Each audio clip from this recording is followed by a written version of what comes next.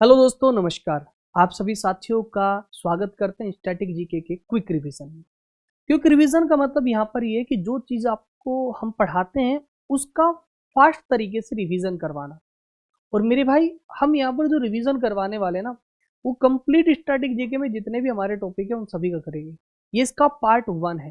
तो इस तरीके से पार्ट 2, पार्ट 3 लगभग हम 3 से 4 घंटे में पूरा स्टैटिक जीके का कंप्लीट रिवीजन कर देंगे।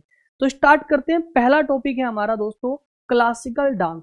तो हमारे पास कितने क्लासिकल डांस होते हैं? 8। नंबर 1 अगर हम बात करें, भरतनाट्यम, जो दिखता है इस तरीके से, ये भरतनाट्यम है। और मेरे भाई, इसका संबंध तमिलनाडु राज्य से। ये भरतनाट्यम है, दिखता है इस तरीके से, राज्य तमिलनाडु है। नेक्स्ट करते हैं कथक, जो इस तरीके से दिखता है, इसका संबंध उत्तर प्रदेश राज्य से है। नेक्स्ट की अगर हम बात करें मेरे भाई, तो वह है आपका कथकली, जिसका संबंध आपका केरला से। वहीं बात करें मणिपुरी, मणिपुरी इस तरीके से आपको दिखता है, इसका संबंध मणिपुर राज्य से। नेक्स्ट अगर हम बात करें मोहिनीअट्टम, मोहिनीअट्टम आपको इस तरीके से दिखता है, और ये हम इसका भी संबंध आपका केरल राज्य से होता है। उसी के साथ साथ अगर हम आगे बढ़े, 1 मिनट, हाँ आगे बढ़ते हैं। नेक्स्ट अगर हम बात करें कुचिपुड़ी, कुचिपुड़ी इस तरीके से आपको दिखता है और इसका संबंध आंध्र प्रदेश राज्य से है। नेक्स्ट हम बात करें मेरे भाई, वो है आपका ओडिसी, और ओडिसी की बात करें, ये इस तरीके से आपको दिखता है और इसका संबंध उड़ीसा राज्य से है। और उसके बाद सत्रिया जो अंतिम है, ये सन 2000 में ऐड हुआ था, ये इस तरीके से दिखता है और ये असम राज्य का है। अब हम जो यहाँ पर नेक्स्ट टॉपिक इससे रिलेटेड पढ़ने वाले हैं, वो है क्लासिकल डांस की personality. 8 classical dance, Bharatanatyam Uttar Pradesh, Kathak के भरतनाट्यम तमिलनाडु, सॉरी उत्तर प्रदेश यहाँ से निकल गया, भरतनाट्यम तमिलनाडु, कथक उत्तर प्रदेश, कथकली केरला, कुचिपुड़ी आंध्र प्रदेश, सत्रिया असम, ओडिशा ओडिसी उड़ीसा, मोहिनीअट्टम केरला, मणिपुरी मणिपुर। अब इनसे जुड़ी पर्सनैलिटी पूछ लिया जाता है एग्जाम में, जैसे फेमस पर्सनैलिटी ऑफ भरतनाट्यम। अगर हम बात करें यामिनी कृष्णमूर्ति जो है, इनका संबंध किन से है? यामिनी कृष्णमूर्ति, अगर हम बात करें यामिनी कृष्णमूर्ति, यामिनी कृष्णमूर्ति इस तरीके से आपको दिखाई देती है, बहुत ही सुंदर पर्सनैलिटी अपने समय पर रही है। और मेरे भाई, इनको पद्मश्री, अगर हम बात करें, इसमें पेन कहाँ गायब हो गया, इनको पद्मश्री अवार्ड 1968 में मिला है, वहीं पर पद्म भूषण 2001 में, पद्म विभूषण सन 2016 में। और इनकी जो ऑटोबायोग्राफी है वो है a passion for dance. Tamil Nadu राज्य से इनका संबंध है, और शास्त्रीय नृत्य भरतनाट्यम और कुचिपुड़ी है। उसके बाद अगर हम नेक्स्ट की बात करें, तो वह है सोनल मानसिंह। सोनल मानसिंह, जिनका संबंध जो है आपका भरतनाट्यम और उड़ीसी दोनों नृत्य से रहा है। राज्यसभा में कला के क्षेत्र में ये सदस्य भी नॉमिनेट की गई है, और इनका स्टेट है महाराष्ट्र। और मेरे भाई, इनको पद्म भूषण 1992 में मिला है, पद्म विभूषण 2003 में मिला है। वहीं पर नेक्स्ट पर्सनैलिटी है रुक्मणी देवी अरुंडेल। अगर हम बात करें, इनका राज्य तमिलनाडु है, मृत्यु 1986 में हो चुकी है। कई बार पूछा गया है कि इनका क्लासिकल डांस कौन सा था?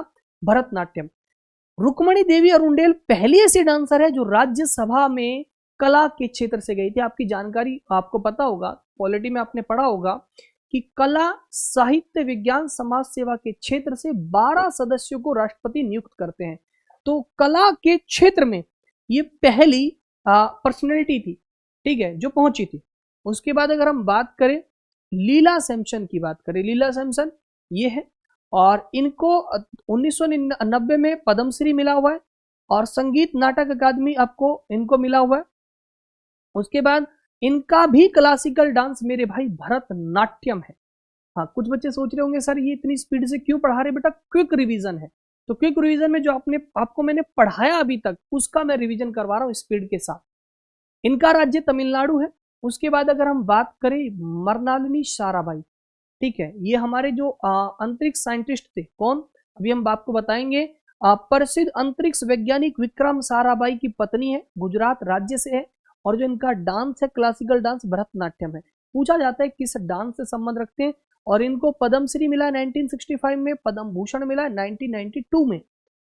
उसके बाद अगर हम बात करें नेक्स्ट, पद्मा सुब्रमण्यम, जो इस तरीके से आपको दिखती है, और इनका स्टेट है तमिलनाडु, जो इनको अवार्ड मिले हैं, पद्मश्री मिला है 1981 में, पद्म भूषण मिला है सन 2003 में, और शास्त्रीय नृत्य है इनका भरतनाट्यम। अपने नोट्स ओपन करके रखे जो आपने बनाए हुए पहले क्लास देख के, तभी आपको रिवीजन में मजा आएगा मेरे भाई। उसके बाद राज्य इनका तमिलनाडु हमने बता दिया। नेक्स्ट बिस्सानो राम गोपाल, ये भाई साहब ऐसे दिखते हैं आपको, बिस्सानो राम गोपाल जी, और इनको कर्नाटक राज्य से संबंध है, ठीक है। और इनकी बुक अक्सर पूछी जाती है, इंडियन डांसिंग 1951 में, रिदम्स इन हेवंस 1957 में, दोनों की दोनों इंपोर्टेंट है बुक। इनको order of the British Empire award मिला है, और ये एक्टिव रहे हैं 1912 से लेकर 2003 तक, ठीक है। भरतनाट्यम डांस से ही इनका संबंध है।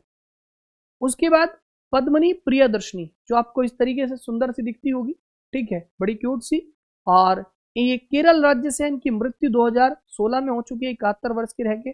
सांतला नाट्यश्री पुरस्कार इनको मिला है, ये इंडस्ट्री फिल्म व्यवसाय से इनका संबंध है, और ये भरतनाट्यम डांस के लिए भी बड़ी फेमस थी। अगर हम बात करें नेक्स्ट वैजयंती माला, वैजयंती माला की अगर हम बात करें मेरे भाई, तो वैजयंती माला ये आपने फिल्मों में देखी होगी, साउथ की पहली एक्ट्रेस थी जिन्होंने हिंदी मूवी में काम किया था। तो राज्य इनका तमिलनाडु है। पुरस्कार सर्वश्रेष्ठ अभिनेत्री के इनको मिल चुके हैं, संगम मूवी के लिए, गंगा जमुना मूवी के लिए, साधुमती मूवी के लिए, ठीक है। और क्लासिकल डांस इनका भरतनाट्यम है मेरे भाई।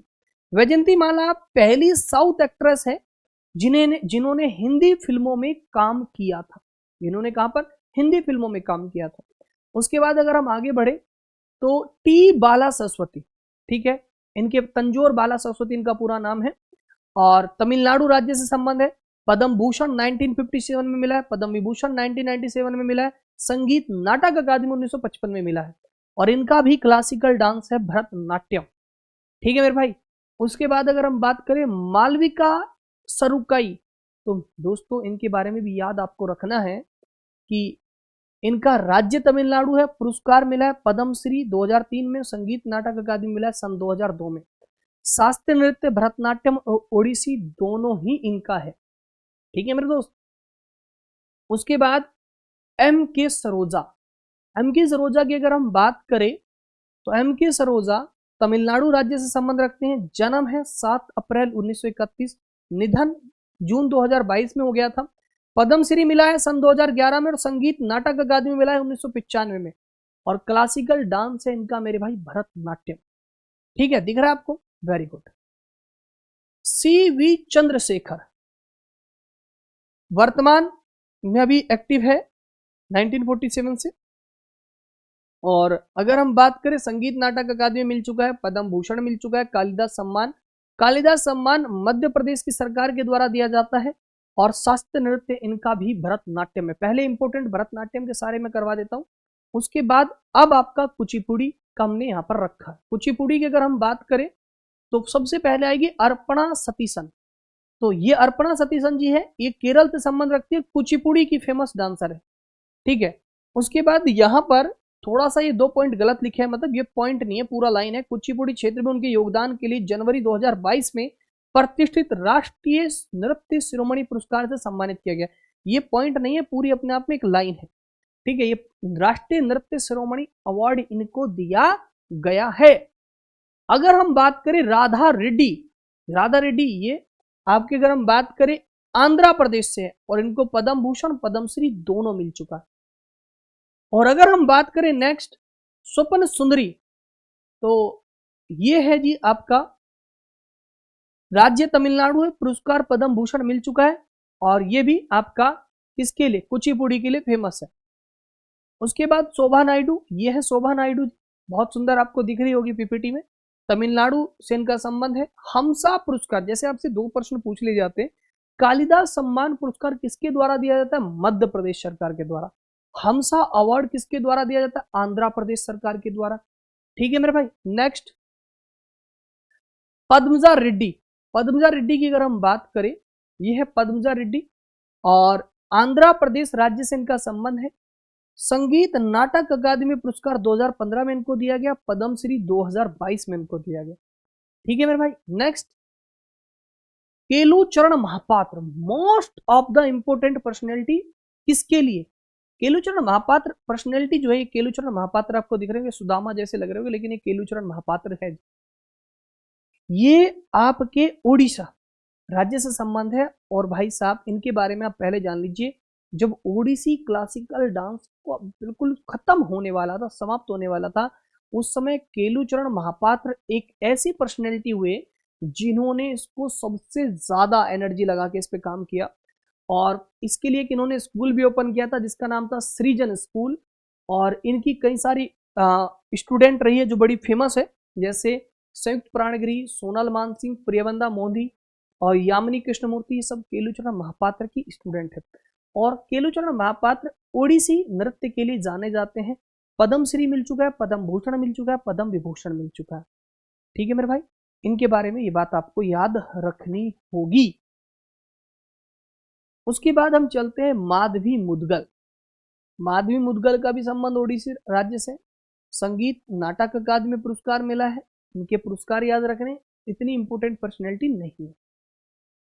कथकली के लिए, कथकली कहाँ से संबंध है आप लोग बताएंगे कमेंट सेक्शन में तुरंत। कथकली केरला से है, ठीक है, और ये केरला से है। और ये पर्सनैलिटी का नाम है आनंद शिवरामन, कृष्णकुट्टी, मरनालिनी साराबाई, बलतोल नारायण मेनन, उदय शंकर, कृष्ण नायर और शांता राव। ठीक है मेरे भाई, हाँ जी। उसके बाद अगर हम बात करें कथक, ये कथक है जिसका संबंध उत्तर प्रदेश से अभी मैंने बताया था। और बिरजू महाराज, दक्षु महाराज, सितारा देवी, सूरत देव महाराज, गोपी कृष्णन, शोभा नारायण। शोभा नारायण सबसे कम उम्र में पद्मश्री प्राप्त हुआ था इनको कथक में। मालविका सरकार, चंद्रलेखा बिंदादीन महाराज, अच्छन महाराज, नारायण चटर्जी, मंजूश्री कुमुदनी लखिया, कलक्या प्रसाद, विद्या गौरी अड़कर, इनका संबंध कथक राज्य, कथक से, जिनका संबंध उत्तर प्रदेश राज्य से है कथक नृत्य का।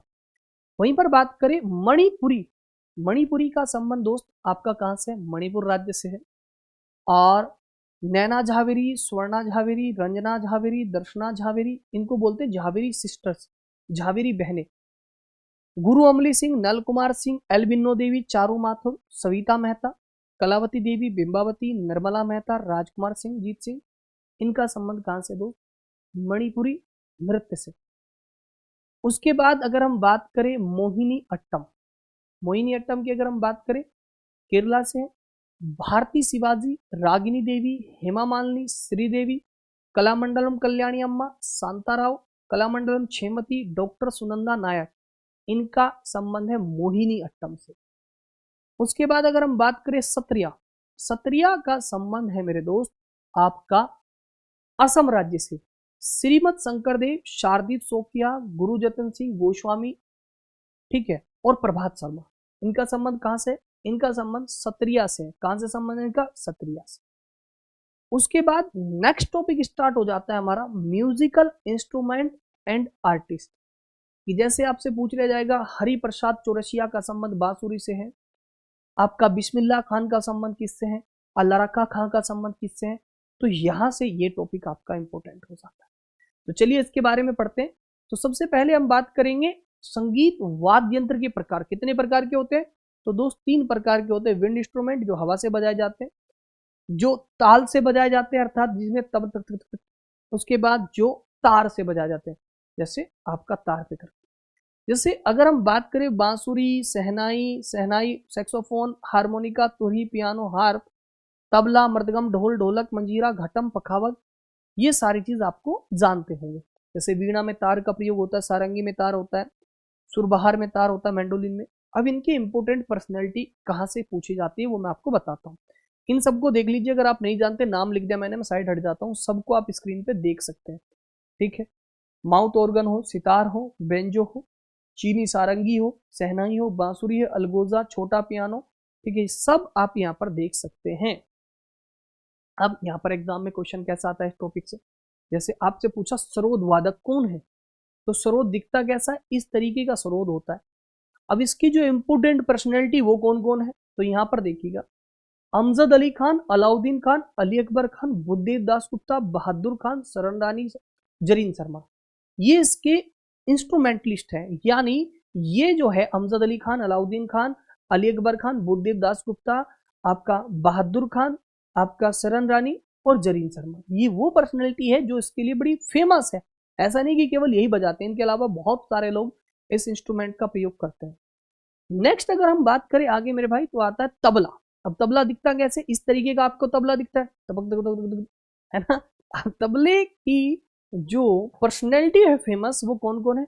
आला रखा का मोस्ट ऑफ द इम्पोर्टेंट मेरे भाई, उस्ताद जाकिर हुसैन, समीर खान, पंडित किशन महाराज, पंडित ज्ञान प्रसाद घोष, संदीप दास, इन सब का संबंध तबले से। सेम आपको इंग्लिश में भी लिखा हुआ मिल गया, इनका संबंध किससे? तबला से।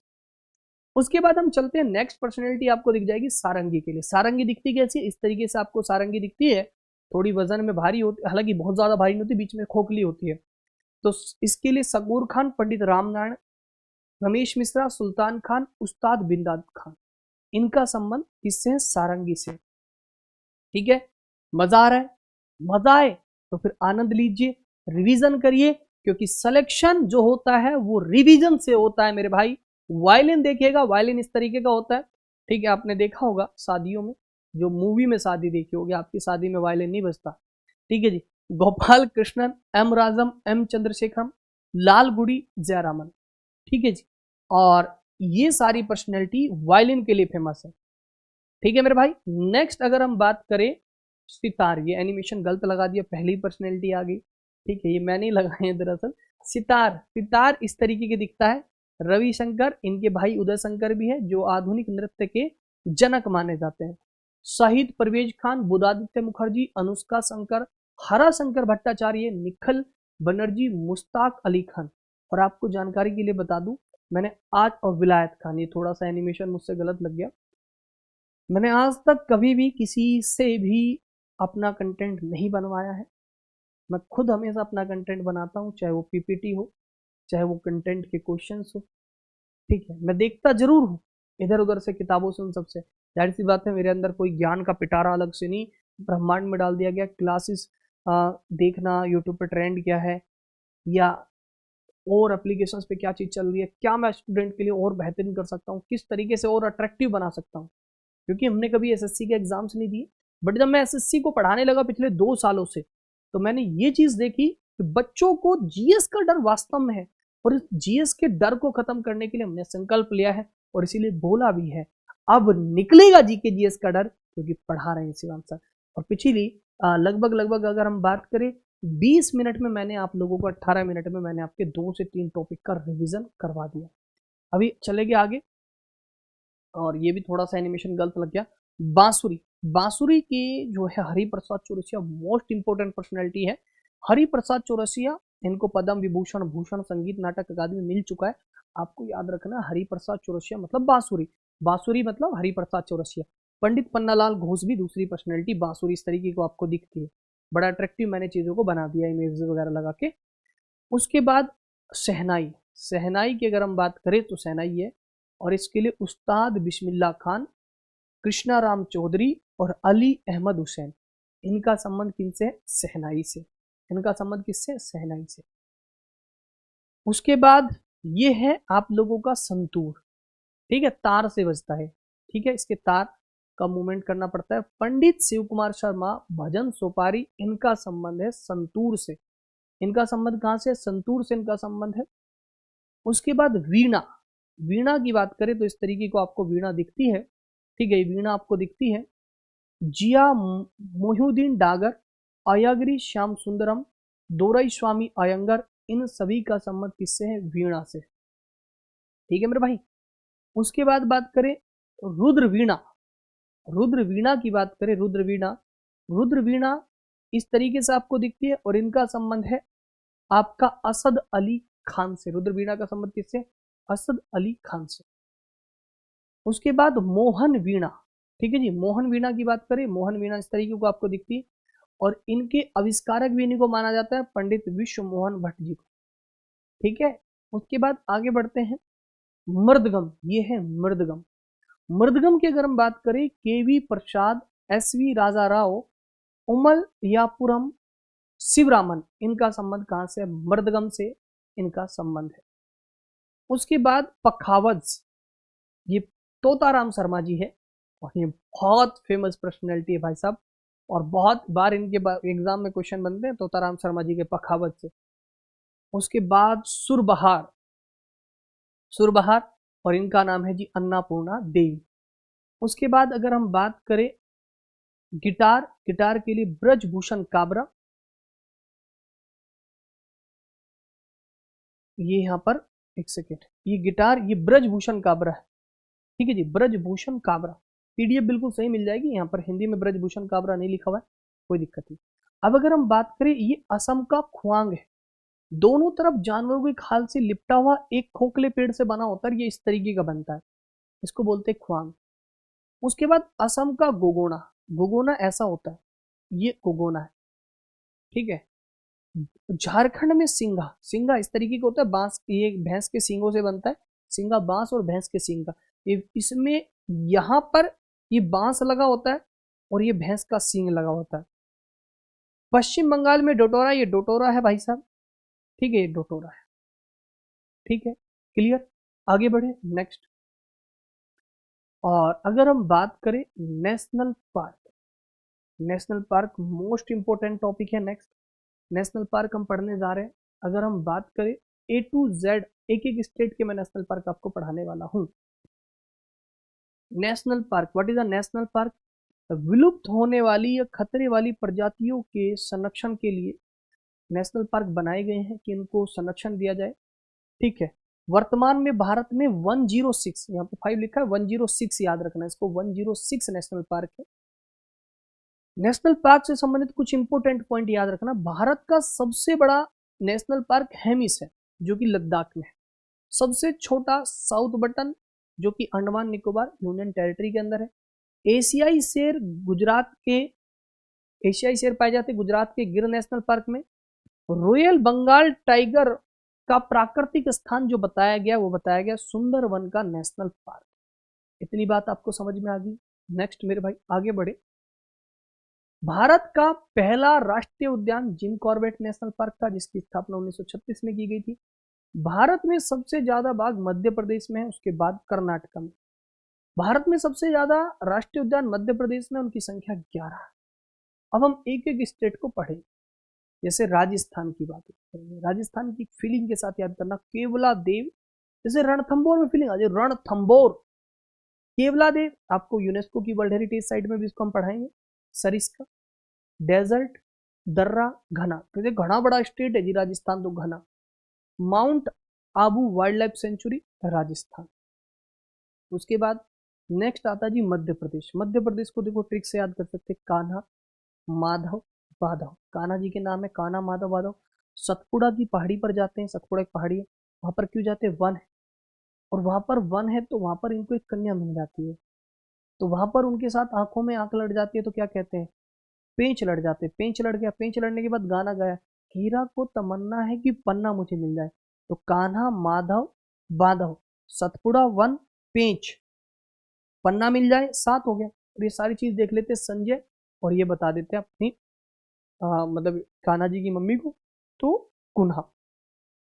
तो कान्हा, माधव, बाधव, सतपुड़ा, वन, कहाँ गया वन, पेंच, पन्ना, और मेरे भाई ये पूरे मध्य प्रदेश के नेशनल पार्क आपको याद हो जाने चाहिए। अरुणाचल प्रदेश, अरुण ने आंचल से कहा आज के बाद मेरे जीवन से तेरा नाम दफा। अरुण ने कहा आंचल से आज के बाद मेरे जीवन से तेरा नाम दफा, अरुणाचल प्रदेश। हरियाणा में पहलवान, पहलवान सुल्तान हुआ और वो गुड़ शक्कर खाता था, गुड़ शक्कर बनता है कलेशर में, रे सुल्तान कर दे चढ़ाई। गुड़ शक्कर तुम खाते हो, कलेशर, कलेशर में बनता है आपका गुड़ शक्कर। उत्तर प्रदेश में, उत्तर प्रदेश के लोग दूध दही के शौकीन होते हैं, हालांकि कहावत हरियाणा के लिए भी है, दूध दही का खाना सबसे अलग हरियाणा, लेकिन याद रखना दुधवा। और यहाँ के जो सीएम है हमेशा बुलडोजर बाबा याद रहेंगे लोगों को, उनके चांद पे प्रभा है, चमक है, चंद्र प्रभा। तो उत्तर प्रदेश चंद्र प्रभा और दुधवा।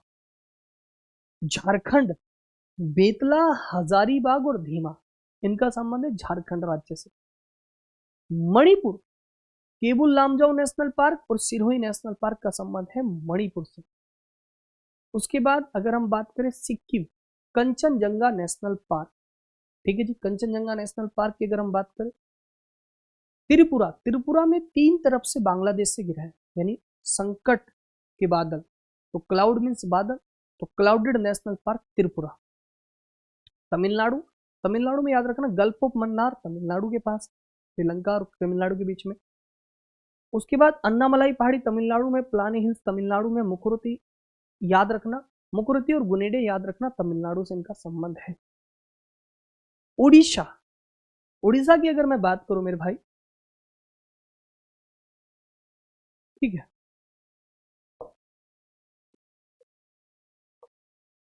अगर हम उड़ीसा की बात करें, थोड़ी सी मैं इसके लिए ट्रिक बना के दिखाऊंगा आपको। ये हमारा उड़ीसा है।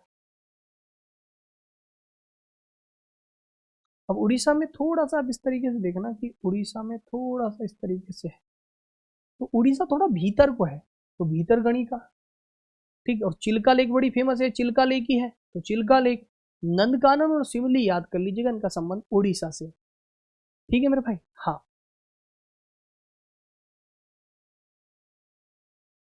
ये भीतर गणिका नहीं, भीतर कणिका है, इसको भी याद रखना, कणिका है, देखो वहां पे सही लिखा है, भीतर कणिका, का आएगा, के लग जाएगा यहाँ पर, कणिका, के ए एन आई, के, कणिका, ठीक है मेरे दोस्त। उसके बाद आगे बढ़े,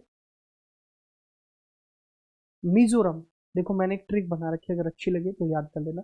मैं फैन राम का, माउंटेन गया, ठीक है, मैं फैन राम का माउंटेन गया, डीएम दम मारा, मैं फैन कहाँ गया है भाई ये, हाँ, मैं फैन राम का, मैं फैन राम का माउंटेन गया, दम मारा और मर गया, है ना। मैं फैन राम का माउंटेन गया, दम मारा और मर गया, मिजोरम। उसके बाद अगर हम बात करें आगे, जम्मू कश्मीर के Dachigam national park, Salim Ali national park, Kishtwar national park, जैव मंडल रिजर्व नेशनल पार्क जो श्रीनगर के नाम से बड़ा फेमस है। अगर हम बात करें लद्दाख, सबसे बड़ा नेशनल पार्क हेमिस यहीं पर है। Paschim Bangal, Sundarban national park, Buxa national park, Jaldapara national park, Singalila national park, Paschim Bangal में। Assam, Manas national park, Kaziranga national park, Nameri, Dibrugarh, Shekhawal और दिहांग पटकोई नेशनल पार्क, ठीक है मेरे भाई। नेक्स्ट, आंध्र प्रदेश में Kasuru Brahmananda Reddy national park, Indira Gandhi zoology park, Marguami national park, Shri Venkateshwaram national park, Kawal national park और नागार्जुन। अर्जुन के याद रखना, देखो अर्जुन का संबंध कृष्ण से था, तो कृष्णा नदी पर नागार्जुन सागर डैम भी है, कृष्णा नदी पर ही आपका श्रीशैलम डैम भी है। तो श्री का संबंध कृष्ण से, और कृष्ण की भक्ति में लोग अंधे हो जाते, तभी हमें कुछ नहीं दिखता। मैं सिर्फ राधे राधे कहता हूं, मैं सिर्फ जय श्री श्याम कहता हूं, बाकी मेरे जीवन को मेरे बाबा, मेरे बांसुरी वाले यानी कन्हैया जी, ठाकुर, श्याम ये चलाते हैं। तो जब हम उनकी भक्ति में रहते हैं तो हम सिर्फ अंधे होकर आंख बंद करके उन पर विश्वास करते हैं, तो इसको अंधभक्ति नहीं कहते, अंधभक्ति अलग चीज होती है, ठीक है जी। तो पर कृष्ण का संबंध श्री से, श्री यानी आंध्रा, अर्जुन का संबंध कृष्ण से, कृष्णा नदी पर है यानी आंध्रा, और कृष्ण जी सांवले थे यानी कांवला। तो ये तीन तो मैंने यहीं पर याद करवा दी। महाराष्ट्र, बोरीवली, चांदोली, तबोड़ा, गुगामल, नवागांव, ठीक है मेरे भाई। उसके बाद पढ़ेंगे Andaman Nicobar, saddle peak, Mahatma Gandhi marine national park, mount Harriet national park, Rani Jhansi marine national park, south button जो कि सबसे छोटा है, सबसे बड़ा हेमिस लद्दाख में है, ठीक है मेरे दोस्त। आगे बढ़े, Himachal, Pin valley national park, great Himalayan national park, Rohila national park, Khirganga national park, Simalbara national park, इनका संबंध है हिमाचल प्रदेश से। गुजरात, ये देखिए इधर एशियाई शेर और शेरनी बैठी है, नाराज है, कुछ गलत किया हुआ है इन्होंने, है ना, तो बाबू को गुस्सा आया हुआ है। गिर नेशनल पार्क गुजरात में, ये एशियाई शेर के लिए बड़ा फेमस है। मरीन नेशनल पार्क गुजरात में, black book national park Gujarat में, गल्फ ऑफ कच्छ गुजरात में। उत्तराखंड की अगर हम बात करें, जिम कॉर्बेट नेशनल पार्क, फूलों की घाटी national park, Nanda Devi national park, Raja ji national park, Gangotri national park, इनका संबंध है दोस्त उत्तराखंड राज्य से। उसके बाद अगर हम बात करें next, Chhattisgarh Kanger valley national park, Indravati national park, गुरु घासीदास नेशनल पार्क, इनका संबंध है दोस्त छत्तीसगढ़ राज्य से। उसके बाद अगर हम बात करें Kerala, silent valley national park, Periyar national park, Mathikettan national park, Anamudi national park, Ernakulam national park, इन सभी का संबंध है मेरे भाई केरल राज्य से।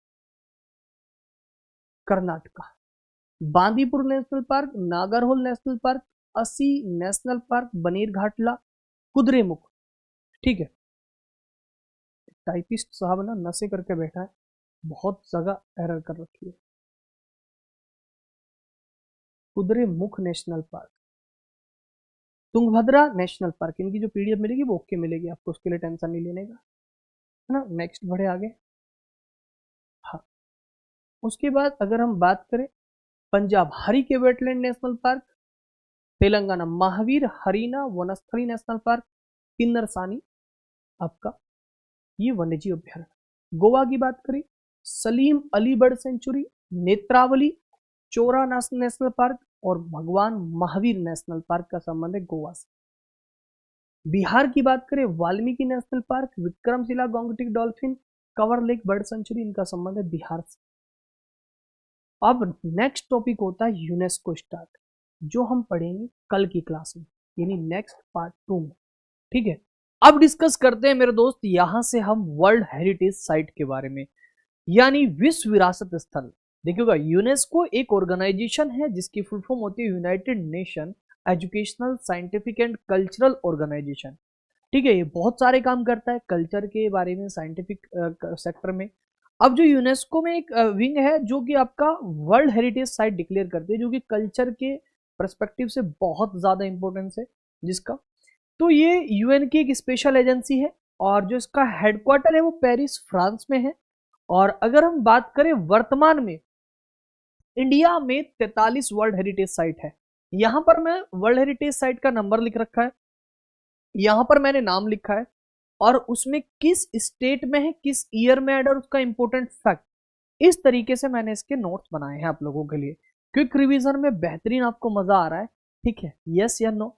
अगर हम बात करें ताजमहल, क्योंकि इसमें सीधी बात नो बकवास वाला रिवीजन होता है, जैसे Taj Mahal first world heritage site है, ठीक है। हाँ, कई यहाँ पर एक पॉइंट टू बी नोटेड, कई सारे टीचर्स आपको आगरा का किला कह देते हैं, उसके बारे में मैं आपको बता देता हूँ। डबल ए ए तो वो आगरा पहले आ जाता है कैपिटल लेटर्स के हिसाब से, मतलब लेटर्स के सीक्वेंस के हिसाब से, लेकिन पहली साइट ताजमहल थी। तो ताजमहल उत्तर प्रदेश में 1983 में, और ये मुगल बादशाह शाहजहां ने ताजमहल बनवाया था, और ये यमुना नदी के किनारे है और आगरा जिले में है, उत्तर प्रदेश राज्य में। ये दिखता इस तरीके से, बड़ा सुंदर, आपको फीलिंग आएगी कि आप सच में ताजमहल के पास घूम रहे हो। ठीक है, आप देख सकते हो, ऐसा लगेगा कि मैं सीधा ताजमहल से आपके साथ जुड़ा हूं। उसके बाद अगर हम बात करें एलोरा केव्स, हिंदी में एलोरा की गुफा बोलेंगे, महाराष्ट्र राज्य में है, 1983 में ऐड हुआ, पहली भी वर्ल्ड हेरिटेज साइट 1983 में हुई, दूसरी भी, और इसके राष्ट्रकूट वंश ने बनवाया था, और इसमें 34 मठ और मंदिर है। कितनी हो गई? 2 हो गई। 30 इस तरीके से आपको दिखती है। आपका एकाश्म पत्थर, मोनोलिथिक बोलते हैं, एकाश्म पत्थर से बना है, पत्थर की चट्टानों को काट काट कर ये बनाया गया है। तीसरा नंबर पे आ जाती है अजंता की गुफा। अजंता की गुफा मेरे भाई कहां पर है? महाराष्ट्र, और महाराष्ट्र में औरंगाबाद में। चाहे वो अलोरा केव्स की बात करें, चाहे वो अजंता केव्स की बात करें, ये भी राष्ट्रकूट वंश ने बनवाया था, और ये चट्टानों को काटकर बनाई गई गुफा है। टोटल कुल 29 गुफाएं इसमें है। ये यहाँ पर इमेजेस गलत है, क्योंकि ये इमेजेस मैं आपकी जानकारी के लिए बता दूं, ये चैत्य का इमेजेस है। चैत्य होता है बौद्ध धर्म में जो पूजा पाठ का स्थान होता है उसका, ठीक है। हाँ, उसके बाद आगरा फोर्ट, ये 4th नंबर की साइट है आगरा फोर्ट, ठीक है। यहाँ आगरा का किला है, दिखता इस तरीके से है, लाल किला अलग है, आगरा का किला अलग है। जो आगरा का किला है 1983 में वर्ल्ड हेरिटेज साइट में 4th नंबर पर ऐड किया गया था, उत्तर प्रदेश में है। और याद रखना 16वीं शताब्दी का मुगल स्मारक है, जिसे आगरा का लाल किला कहा जाता है। जहांगीर पैलेस और शाहजहां द्वारा निर्मित खास महल आगरा किला का ही हिस्सा है। उसके बाद हम नेक्स्ट चलते, दिखता है इस तरीके से। 5वां सन टेम्पल कोणार्क, कोणार्क सूर्य मंदिर कोणार्क, जो कि उड़ीसा राज्य में है। ये 1984, ठीक है। पहली 4 जो साइट है 1983 में, 5वीं 1984 में। राजा नरसिंह देव प्रथम ने आपका 13वीं शताब्दी में इसको बनवाया था, और it represent the Kalinga architecture. ये क्वेश्चन पूछा जा चुका है, यूपी के अंदर एक पेपर होता है लोअर पीसीएस, वहां पर भी, तो ये कलिंग आर्किटेक्चर को रिप्रेजेंट करता है, इस तरीके से आपको दिखता है। उसके बाद आता है आपका सन टेम्पल कोणार्क, उड़ीसा 5वें पे हो गया। उसके बाद आ जाता है group of monuments eight Mahabalipuram. Mahabalipuram स्मारकों का समूह, राज्य है तमिलनाडु, और यह समूह इस रत मंडप, विशाल खुली हवा में राहत आदि के लिए जाना जाता है। उसके बाद अगर हम बात करें यहां पर, ठीक है, काजीरंगा नेशनल पार्क, किसकी बात करें, काजीरंगा नेशनल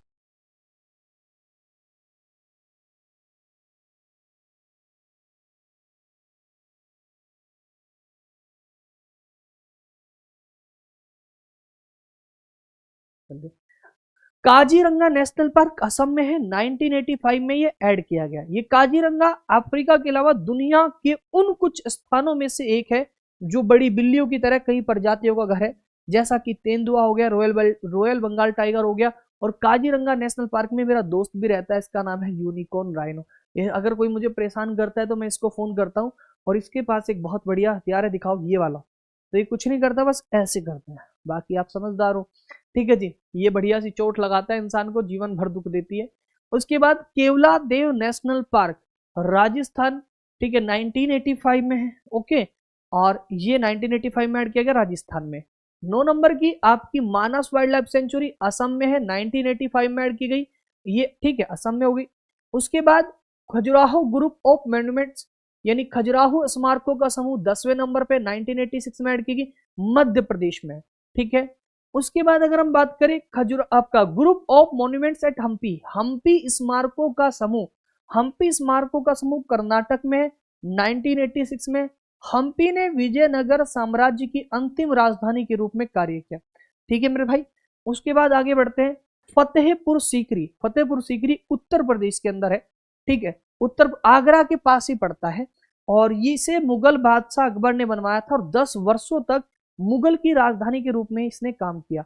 जामा मस्जिद भी इसका एक हिस्सा है, ठीक है। उसके बाद अगर हम बात करें 13 नंबर पे, church and convents of Goa, Goa का चर्च 1986 में ऐड किया गया, और आपको पता है कि गोवा पुर्तगालियों के द्वारा आदिल शाह से छीना गया था 1510 में, और ये शहर के चर्च जो पुर्तगाल की राजधानी भी रही थी, और इसे एशिया के सुसमाचार पत्र या सुसमाचार का प्रचार का प्रतीक माना जाता था। यानी यहां से मेरे भाई धर्म परिवर्तन के जो है संकेत जाते थे। बाकी अभी क्विक रिवीजन है, ज्यादा इस पे मैं कुछ बोलूंगा नहीं। 14 group of monuments eight Pattadakal, Pattadakal स्मारकों का समूह कर्नाटक राज्य में है। 1987 में स्मारक चालुक्य कला का प्रतिनिधित्व करते हैं, हिंदू मंदिर और जैन अभ्यारण्य इसका एक हिस्सा है, ठीक है। उसके बाद अगर हम बात करें 15 नंबर पे, ग्रेट लिविंग चोला टेम्पल, चोल साम्राज्य का मंदिर जो कि तमिलनाडु राज्य में 1987 में ऐड किया गया। इसमें तंजावर में वृद्धेश्वर मंदिर भी है, गंगई कोड़ा चोलीश्वरम मंदिर भी है, वृद्धेश्वर मंदिर भी है, दारासुरम मंदिर भी है, रावतीश्वर मंदिर भी है। आज की क्लास में मंदिर भी पढ़ाने वाला हूं, ये 15वीं नंबर की साइट है। एलिफेंट केव्स, ठीक है, 16 नंबर पे जोड़ेगी, महाराष्ट्र है, और एलिफेंटा गुफा का स्थानीय नाम धारापुरी गुफाएं भी कहते हैं। और यहां से एक प्रश्न बनता है, नोट कर लो सारे बच्चे जो रिवीजन कर रहे हैं, आपको जब थ्योरी पढ़ाई थी वहां पर भी नोट करवाया था। ये जो 7 गुफा, 1 2 3 4 5 6 7, ये सातों की 7 गुफा मेरे भाई भगवान शिव को समर्पित है। किसको समर्पित है? ये भगवान शिव को समर्पित है, ठीक है। उसके बाद अगर हम आगे बढ़े, सुंदरवन नेशनल पार्क पश्चिम बंगाल में, सुंदरवन नेशनल पार्क कहां पर है? पश्चिम बंगाल में। ये 17 नंबर की वर्ल्ड हेरिटेज साइट है, 1987 में ऐड हुई। Nanda Devi and valley of flower national park, फूलों की घाटी जो कि चमोली में, और नंदा देवी ये भाई साहब उत्तराखंड राज्य में है, और 1988 में इसको ऐड कर लिया गया। 19 नंबर पे अगर हम बात करें, बुद्धिस्ट मोन्यूमेंट इन सांची, यानी सांची का स्तूप, ये सांची का स्तूप है, सम्राट अशोक के द्वारा इसका निर्माण करवाया गया था, और इसे बौद्ध अभ्यारण्य, पुराना बौद्ध अभ्यारण्य माना गया है, और ये मध्य प्रदेश में 1989 में इसको ऐड किया गया। उसके बाद 20 पे आ जाते हैं मेरे भाई, कुतुब मीनार। कुतुब मीनार के बारे में याद रखना, दिल्ली में है, 1993 में ऐड किया गया। कुतुब मीनार की पहली, उसके बाद दूसरी, उसके बाद ये तीसरे, ठीक है, ये एक रंग की दिखती है। उसके बाद चौथी और पांचवी ये आपको व्हाइट कलर की दिखती है। दरअसल क्या हुआ था कि ये इसकी नींव रखी थी कुतुबुद्दीन ऐबक ने, और इसको बनवाया था इल्तुतमिश ने, और चौथी मंजिल टूट जाती है आपकी जो है बिजली की कड़कड़ाहट में, तो चौथी और पांचवी मंजिल का फॉर्मेशन करते हैं FST साहब, फिरोज शाह तुगलक जी। उसके बाद करते हैं हुमायूं टॉम्ब, हुमायूं का मकबरा जो कहां पर है? दिल्ली में, 1993 में इसको ऐड किया गया। इसे 1570 में बनाया गया था और भारतीय उपमहाद्वीप में पहला उद्यान मकबरा है। 22 ये आपका इस तरीके का दिखता है आपको। माउंटेन रेलवे ऑफ इंडिया, यानी तमिलनाडु में, पश्चिम बंगाल में और हिमाचल प्रदेश में 1999 में आपका जोड़ी गई माउंटेन रेलवे इस तरीके से आपको दिखती है, जिसको टॉय ट्रेन बोल देते हैं, ठीक है। आपका महाबोधि टेम्पल कॉम्प्लेक्स एट बोध गया, यानी बोध गया स्मारकों का समूह, यानी आप इसको ऐसा याद रखो, इसकी हिंदी होती बोध गया। बोध गया वो जहां पर भगवान यानी सिद्धार्थ को गौतम बुद्ध बनने का मौका मिला है, गौतम बुद्ध बने या भगवान गौतम बुद्ध बने, बात एक ही है। तो ये बिहार में है, 2002 में इसको ऐड किया गया, और बुद्ध के जीवन के 4 पवित्र स्थल है, उनमें से एक है भाई जन्म लिया, ठीक है, उसके बाद जहां पर पहला उपदेश दिया, जहां पर ज्ञान प्राप्ति की, और मृत्यु। तो जन्म, ज्ञान, पहला उपदेश, मृत्यु, 4 स्थान पवित्र है। उसके बाद ये मैं यहां पर गया हूं, बहुत सिक्योरिटी है मेरे भाई, बहुत सिक्योरिटी है, ठीक है। Rock shelters of Bhimbetka, Bhimbetka की गुफा, भीमबेटका की गुफा मध्य प्रदेश में 2003 में ऐड की गई। रिसेंटली एसएससी ने एक क्वेश्चन पूछा था मेरे भाई, याद रखना, डॉक्टर वीएच वाणकर ने 1958 में भीमबेटका गुफा की खोज की थी, ठीक है, ये प्रश्न याद रखना। उसके बाद छत्रपति शिवाजी टर्मिनल महाराष्ट्र में 2004 में ऐड किया गया। उसके बाद चंपानेर पावागढ़ आर्कोलॉजिकल पार्क गुजरात में 2004 में ऐड किया गया। उसके बाद रेड फोर्ट कॉम्प्लेक्स दिल्ली 2007 में इसको ऐड किया गया। इसे शाहजहां की राजधानी शाहजहानाबाद के महल के किले के रूप में बनवाया गया था, और सलीमगढ़ का किला इसी का हिस्सा है। और भविष्य में आपकी दुआ रही तो आपका भाई यहीं से एक दिन तिरंगा फहराएगा 15 अगस्त को, ठीक है। ये है जी लाल किला, देखो ऐसे, ठीक है। जंतर मंतर राजस्थान में है, और देखो जंतर मंतर दिल्ली में भी, राजस्थान वाला ऐड किया गया 28वें नंबर पे। राजपूत राजा स्वाई जयसिंह द्वितीय ने खगोलीय अवलोकन स्थल का निर्माण करवाया था, जंतर मंतर, याद रखना। ये इस तरीके का आपको दिखता है, जयपुर में है। वेस्टर्न घाट दिल्ली में भी है, दिल्ली वाला ऐड नहीं किया गया। वेस्टर्न घाट, पश्चिमी घाट, पश्चिमी घाट ये मत सोच लेना गुजरात, महाराष्ट्र, गोवा, कर्नाटक का किला नहीं, इसमें आता है कर्नाटक, केरला, तमिलनाडु, महाराष्ट्र, वो पश्चिमी तट है, ये पश्चिमी घाट है, 2012 में ऐड किया गया। इस पर्वत श्रृंखला को श्रीलंका के साथ साथ जैविक विविधता के विश्व के 8 सबसे गर्म स्थानों में से एक माना जाता है, विश्व के, ठीक है। उसके बाद अगर हम बात करें 30 नंबर पे, हिल फोर्ट्स ऑफ राजस्थान, राजस्थान के कुछ किले याद रखना, चित्तौड़गढ़ का किला, कुल्लभगढ़ का किला, बैक जाइए। उसके बाद सवाई माधोपुर का किला, झालवाड़ का किला, जयपुर किला, जैसलमेर किला, ये सब आपके राजस्थान के किले 30वें नंबर पे ऐड किए गए, जो सन 2013 में किए गए। उसके बाद ये आपको दिख जाएंगे यहाँ पर, बहुत सुंदर सा नजारा। उसके बाद अगर हम बात करें 31 नंबर पर रानी की वाव, अब आप मुझे फटाफट बता दो रानी की वाव कितने रुपए के नोट पर है।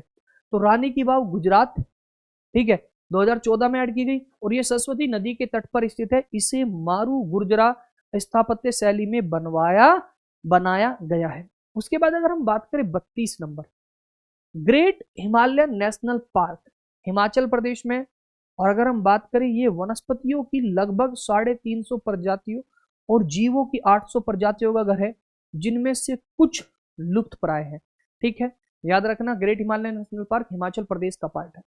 Archaeological site of Nalanda Mahavihara, अब तो खत्म हो चुकी है, ऐसी हो गई नालंदा यूनिवर्सिटी, पहले बड़ी यूनिवर्सिटी होती थी, ठीक है। नालंदा भारत का सबसे प्राचीन विश्वविद्यालय, 3री शताब्दी से पूर्व 13वीं शताब्दी ईस्वी तक इस मठवासी और शैक्षणिक संस्थान के पुरातात्विक अवशेष यहाँ पर पाए जाते हैं। इसका निर्माण कुमार गुप्त ने करवाया था, ये फैक्ट पूछ लिया जाता है। वर्ल्ड हेरिटेज साइट में सन 2016 में ऐड की गई, बिहार राज्य से इसका संबंध है। 34 की बात करें, कंचनजंगा नेशनल पार्क सिक्किम में है, 2016 में ऐड किया गया। कंचनजंगा दुनिया की 3री सबसे ऊंची चोटी है, ये खागोनजंगा लिखा है, गलत लिखा है, कंचनजंगा की स्पेलिंग गलत लिखे दोस्तों, इसको सही कर लेना, ठीक है। अभी हो नहीं सकता क्योंकि पीपीटी में एडिट नहीं हो सकता यहाँ पर, ठीक है। The architecture work of le Corbusier Chandigarh में है, ठीक है। उसके बाद historic city of Ahmedabad, Ahmedabad Gujarat में सन 2017 में ऐड किया गया। उसके बाद Victorian and art deco ensemble Maharashtra में 2018 में ऐड किया गया। उसके बाद जयपुर सिटी 2020 में ऐड की गई। उसके बाद काकती रुद्रेश्वर रमप्पा टेम्पल तेलंगाना में 2021 में ऐड की गई। उसके बाद अब 40, 41, 42, 43 इंपोर्टेंट है क्योंकि रिसेंटली ऐड की गई है। करंट 2021 में धोलावीरा 40 नंबर से स्टार्ट हो जाती है, जो कि गुजरात में है। ये इंडस वैली सिविलाइजेशन की एक साइट है। उसके बाद Shanti Niketan most of the important है, सितंबर 2023 में ऐड की गई, और ये पश्चिम बंगाल का यूनेस्को द्वारा विश्व धरोहर स्थल घोषित किया गया है, ठीक है, शांति निकेतन। उसके बाद 42 होयसल मंदिर सितंबर 2023 में कर्नाटक के 12वीं शताब्दी के होयसल मंदिरों की यूनेस्को के द्वारा इसको सूची में शामिल किया गया। अब आता है 43 नंबर लास्ट, असम के मोइदम, ठीक है, और ये असम के मोइदम जो है, मोइदम को यूनेस्को में 43 नंबर पे ऐड किया गया जुलाई 2024 में, ठीक है, और इसका संबंध अहोम डायनेस्टी से। यहाँ पर टीलानुमा पद्धति है, दफन करने वाली समाधि स्थल है, याद रखना। अब नेक्स्ट टॉपिक आ जाता है मंदिर, बोलो जय श्री राम, ठीक है। अब यहाँ पर कोई बच्चा ही नहीं कहेगा सर आप धार्मिक हो रहे हो, नहीं नहीं, परमपिता परमेश्वर का नाम लेना कोई बात गलत नहीं है। इस जीवन से जब हम छोड़ के जाते कहते हैं ना राम नाम सत्य है, ठीक है, तो राम नाम सत्य है, बोलो जय श्री श्याम, जय श्री राम, जय श्री श्याम। हमारे पास 3 पैटर्न के मंदिर होते हैं दोस्तों, फटाफट रिवीजन के स्टाइल में पढ़ेंगे और रिवीजन के स्टाइल में पढ़ भी रहे हैं। 15 मिनट में मैंने पिछला टॉपिक कंप्लीट करवा दिया, ठीक है। नागर शैली नॉर्थ की है, साउथ की द्रविड़ है, ऐसे याद रख सकते हैं, नॉर्थ नागर, दक्षिण द्रविड़, और दोनों का मिक्सर बैसर शैली, ठीक है जी। इस तरीके से आपको दिख रहा है डायग्राम बहुत अच्छे से। अब यहाँ पर कुछ इंपोर्टेंट मंदिर मैं करवाता जाऊंगा फटाफट। बहुत प्यारा सा मंदिर आपको दिखा, छोटा सा ही मंदिर है। वैसे तो ये भगवान शिव को मंदिर समर्पित है, और इसका नाम मामा भांजा क्यों पड़ा सोचोगे आप? छत्तीसगढ़ राज्य में क्योंकि 2 मिस्त्री थे, शिल्पकार थे, देसी भाषा में मिस्त्री शिल्पकार आप समझ लीजिए। उनको टारगेट मिला था कि एक दिन में मंदिर बनाना है, एक दिन में मंदिर बनाया डेडिकेशन के साथ, तो इसको कहते हैं मामा भांजा मंदिर। उसके बाद केरला की अगर हम बात करें, केरला में 2 मंदिर है। पहला आपका पद्मनाभ स्वामी मंदिर जो कि भगवान विष्णु को समर्पित है, मैं साइड हो जाता हूं आपको दिखा देता हूं। दूसरा स्थान तिरुवनंतपुरम केरला में है, इसके संस्थापक राजा मार्तंड है। वहीं पर सबरीमाला का मंदिर अगर आप देखें तो ये भगवान अयप्पन को समर्पित है, केरला में है। मान्यता ऐसी है कि परशुराम जी ने इसको बनाया था, ठीक है। उसके बाद हम चलते हैं कर्नाटक में, विरूपाक्ष मंदिर, मूवी में आपने बहुत देखा होगा, साउथ की मूवी में विरूपाक्ष मंदिर भगवान शिव का मंदिर है, और कृष्णदेव राय इसको बनवा रहे हैं। कर्नाटक राज्य में इसका संबंध है, कर्नाटक राज्य में इसका मेरे भाई संबंध है। उसके बाद गोमतेश्वर जैन धर्म से जुड़ा हुआ मंदिर है, जैन धर्म से जुड़ा मंदिर है, और 17 मीटर लगभग 52 फीट ऊंची ये प्रतिमा है। आप कहोगे सर ये तो छत पे दिख रही है, नहीं, छत के उधर है ये प्रतिमा, पूरी 52 फीट ऊंची प्रतिमा है। इसका दुग्धाभिषेक होता है, दूध से नहलाई जाती है एक तिथि पर ये, और जिसे बाहुबली मंदिर के नाम से भी जाना जाता है, और ये गोमतेश्वर मंदिर के नाम से जाना जाता है, कर्नाटका में है, ठीक है, श्रवण बेलगोला डिस्ट्रिक्ट में, ठीक है, स्टेशन से दिख जाता है। उसके बाद अगर चले गोल्डन टेम्पल अमृतसर में, देख लीजिए आप, दिख गया, ये गोल्डन टेम्पल हो गया।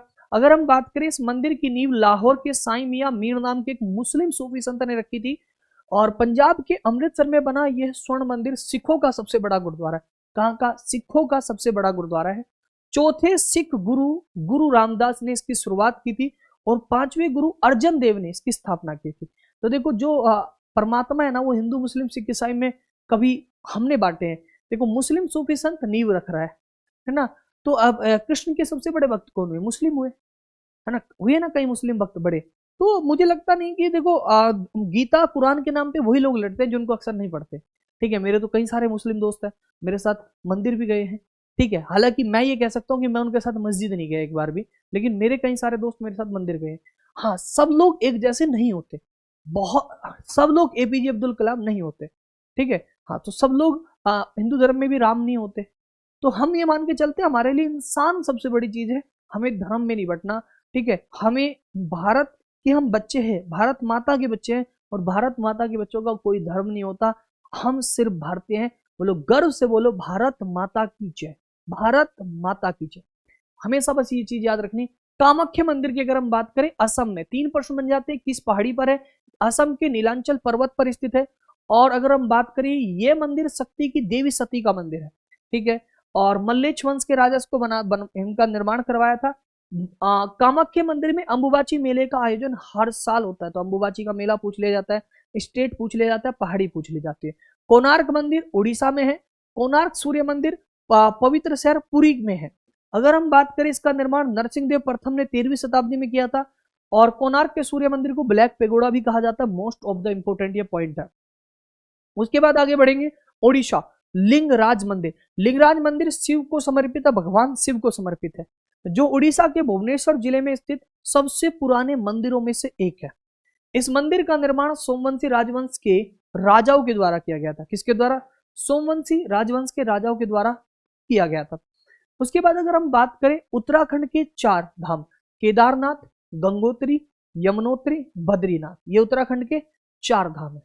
ठीक है मेरे दोस्त, आगे बढ़े। तमिलनाडु के कुछ मंदिर याद रखना, रामनाथ स्वामी, मीनाक्षी अम्मा मंदिर या सुंदरेश्वर मंदिर, कपालेश्वर मंदिर, वृद्धेश्वर मंदिर, महाबलीपुरम शोर मंदिर, ऐरावतेश्वर मंदिर, अन्नामलायर मंदिर। सबसे इंपॉर्टेंट है वृद्धेश्वर मंदिर। वृद्धेश्वर मंदिर तमिलनाडु के तंजौर में स्थित भगवान शिव का मंदिर है। विश्व में अपनी तरह का पहला एकमात्र मंदिर है जो कि ग्रेनाइट का बना हुआ है। किसका बना है? ग्रेनाइट चट्टान का बना हुआ है। उसके बाद अगर हम बात करें मध्य प्रदेश, मध्य प्रदेश में खजुराहो, मैंने बताया इस बारे में पूछ लिया जाता है। खजुराहो मध्य प्रदेश के छतरपुर जिले में स्थित है और इसके निर्माता है चंदेल राजवंश। ठीक है, रिवीजन हो रहा है ना बढ़िया। सांची का स्तूप, यहाँ कई बौद्ध स्मारक है। सांची का महान मुख्य स्तूपा सम्राट अशोक ने 3री शताब्दी में बनवाया था। तो अभी मैंने यूनेस्को में भी पढ़ाए थे, अब मैंने यहाँ टेम्पल में भी आपको पढ़ा दिए। मध्य प्रदेश कंदरिया महादेव का मंदिर, किसकी बात करें? कंदरिया महादेव का मंदिर। तो कंदरिया महादेव मंदिर को चतुर्भुज मंदिर के नाम से भी जाना जाता है। ठीक है, और इसके निर्माता राजा यशोवर्मन। कौन है जी? राजा यशोवर्मन। ठीक है, उसके बाद आ जाता है राजस्थान का दिलवाड़ा का जैन मंदिर। ये जो जैन धर्म को समर्पित है, ये व्हाइट संगमरमर में बना हुआ है, ग्रेनाइट से बना हुआ है। राजस्थान राज्य में सिरोही डिस्ट्रिक्ट पड़ता है, वहां पर माउंट आबू पहाड़ी पड़ती है, उस पर स्थित है। इसको चालुक्य राजवंश में 2 भाई हुए, वास्तुपाल, तेजपाल, इन दोनों भाइयों ने 1231 में बनवाया है। ठीक है, ये प्रश्न आ जाता है। 2.5 दिन का झोपड़ा। अब देखो, 2.5 दिन का झोपड़ा राजस्थान के अजमेर नगर में स्थित एक मस्जिद है। माना जाता है कि इसका निर्माण 2.5 दिन में हुआ, इस कारण इसका नाम 2.5 दिन का झोपड़ा। इसका निर्माण मोहम्मद गोरी के आदेश पर मोहम्मद गोरी के गवर्नर कुतुबुद्दीन ऐबक ने 1194 में किया था। ठीक है, ये वही कुतुबुद्दीन ऐबक है जो 1206 में आपका गुलाम वंश की स्थापना करते हैं। इन्हीं के दामाद इल्तुतमिश फिर उसको आगे बढ़ाते हैं, जो कुतुब मीनार की पूरी कंप्लीट वर्क करवाते हैं। अगर हम बात करें बिहार, बिहार में महाबोधि मंदिर जो मैंने बताया था यूनेस्को में। ठीक है, ये वो स्थान है जहां पर गौतम बुद्ध को ज्ञान की प्राप्ति हुई थी। ठीक है, बोध गया में स्थित बिहार राज्य का हिस्सा है और महाबोधि मंदिर भगवान बुद्ध की ज्ञान की प्राप्ति के स्थान पर स्थित है। प्रथम मंदिर 3री शताब्दी ईस्वी पूर्व सम्राट अशोक द्वारा इसका निर्माण कराया गया। उसके बाद आगे बढ़ेंगे। तिरुपति वेंकटेश्वर मंदिर, भगवान विष्णु का प्रसिद्ध तिरुपति वेंकटेश्वर मंदिर आंध्र प्रदेश के चित्तूर जिले में ये है और इसे 7 पर्वतों के मंदिर के नाम से भी जाना जाता है। किसके नाम से जाना जाता है? 7 पर्वतों के मंदिर के नाम से भी इसको जाना जाता है। अगर हम बात करें गुजरात, गुजरात का सोमनाथ मंदिर, गुजरात प्रांत के काठियावाड़ क्षेत्र में सोमनाथ मंदिर 12 ज्योतिर्लिंगों में से एक है। ठीक है, 12 ज्योतिर्लिंगों में से एक है। द्वारकाधीश मंदिर की अगर मैं बात करूं कि गुजरात का द्वारका शहर वह स्थान है जो 5000 साल पहले भगवान कृष्ण ने मथुरा छोड़ने के बाद आपका द्वारका नगरी बसाई थी, ये वो द्वारकाधीश स्थान है। ठीक है मेरे भाई। उसके बाद अगर हम बात करें कर्नाटक में हजारा राम मंदिर, किसकी बात करेंगे? हजारा राम मंदिर 15वीं शताब्दी की शुरुआती दिनों में विजयनगर के तत्कालीन राजा देवराय प्रथम ने इसका निर्माण करवाया था और ये हम्पी कर्नाटका में स्थित है। कहां पर है? हम्पी कर्नाटका में स्थित है। शंकराचार्य के द्वारा स्थापित मठ, शंकराचार्य जी के द्वारा 4 मठ स्थापित किए गए। ज्योतिर्मठ, बद्रिकाश्रम जो कि बद्रीनाथ के नाम से उत्तराखंड में, श्रृंगेरी मठ रामेश्वरम जो कि साउथ में है, शारदा मठ द्वारका जो कि आपका वेस्ट में है, गोवर्धन मठ पुरी जो कि आपका ईस्ट में है। तो ईस्ट, वेस्ट, नॉर्थ और साउथ। ठीक है जी, अब आ जाते हैं अवार्ड का रिवीजन करने। ठीक है मेरे भाई, मजा आ जाएगा, फटाफट रिवीजन चल रहा है। अगर मैं बात करूं, अभी 22 मिनट का रिवीजन आपका हुआ है यहां पर। उसके बाद नोबेल प्राइज, नोबेल पुरस्कार हर साल उन प्रतिष्ठित व्यक्ति को दिया जाता है जिन्होंने भौतिकी, रसायन विज्ञान, चिकित्सा, शांति, साहित्य, अर्थशास्त्र जैसे क्षेत्रों में अग्रणी उपलब्धियां हासिल की है। अर्थशास्त्र के अलावा अन्य सभी श्रेणी 1901 में दी गई, 1901 से दी गई। अर्थशास्त्र का नोबेल पुरस्कार 1967 में स्थापित किया गया और पहली बार 1969 में दिया गया। ये दुनिया का सबसे प्रतिष्ठित अंतर्राष्ट्रीय अवार्ड है और इसे अल्फ्रेड नोबेल डायनामाइट के जो आविष्कारक है उनके नाम पर दिया जाता है। 10 दिसंबर को ये दिया जाता है और ये कभी भी मरने उपरांत नहीं दिया जाता। कुछ बच्चे कहेंगे सर मजा सा नहीं आया इस वाले टॉपिक पे, थोड़ा सा अच्छा बता दो। नोबेल प्राइज 6 फील्ड में दिया जाता है। कितने फील्ड में दिया जाता है? 6 फील्ड में ये दिया जाता है। कितने में दिया जाता है? 6। अगर हम बात करें physics, chemistry, medicine, peace, literature, economics, ये मेरे भाई आपका 6 फील्ड है। 6 फील्ड में से अगर मैं आपको बताऊं तो इनमें पहले 5 में 1967 में दिया गया था। कब दिया गया था? 1967 में। और ये दिया गया था 1969 में। ठीक है, एक सेकंड, थोड़ा सा उल्टा बोल दिया बच्चों, एक सेकंड, एक सेकंड, एक सेकंड, एक सेकंड। इसकी स्थापना हुई थी 1901 में और इसकी स्थापना हुई 1967 में। और ये पहली बार इकोनॉमिक्स जो दिया गया ना, ये 1969 में दिया गया, ये थोड़ा सा मिस हो गया। हर साल 10 दिसंबर को दिया जाता है। उसके बाद अगर हम आगे बढ़े मेरे दोस्त, यहां तक की बात हो गई। हाँ, उसके बाद अगर हम आगे बढ़े और यहां पर चीजें देखें, भारत में किस किस को दिया जा चुका है। लिटरेचर में रविंद्रनाथ टैगोर को 1913 में, सीवी रमन फिजिक्स 1930 में, मदर टेरेसा पीस में 1979 में, अमृत सेन इकोनॉमिक्स स्टडीज में 1998 में, कैलाश सत्यार्थी पीस 2014 में। ये इंडिया में नोबेल प्राइज आए हैं। अगर हम बात करें मैग्सेसे अवार्ड, 1957 में इसको स्टैब्लिश किया गया। फिलीपींस के पूर्व राष्ट्रपति थे जिनकी मृत्यु हो गई थी एक हवाई यात्रा के दौरान। ये हर साल 31 अगस्त को दिया जाता है। नोबेल प्राइज 10 दिसंबर को दिया जाता है। अगर आपने पुरस्कार में, सार्वजनिक सेवा में, सामुदायिक नेतृत्व में, पत्रकारिता में, साहित्य में, कोई डिफरेंट आर्ट में, है ना, आपने अच्छा योगदान दिया या अंतर्राष्ट्रीय स्तर पर आपको समझ है, उस फील्ड में दिया जाता है। सबसे बड़ी बात यह है कि इसे एशिया का नोबेल प्राइज कहा जाता है। और ये रेलवे हो गया, कोई भी एसएससी का एग्जाम हो गया, वहां पर पूछ लिया जाता है एशिया का नोबेल प्राइज किसे कहा जाता है।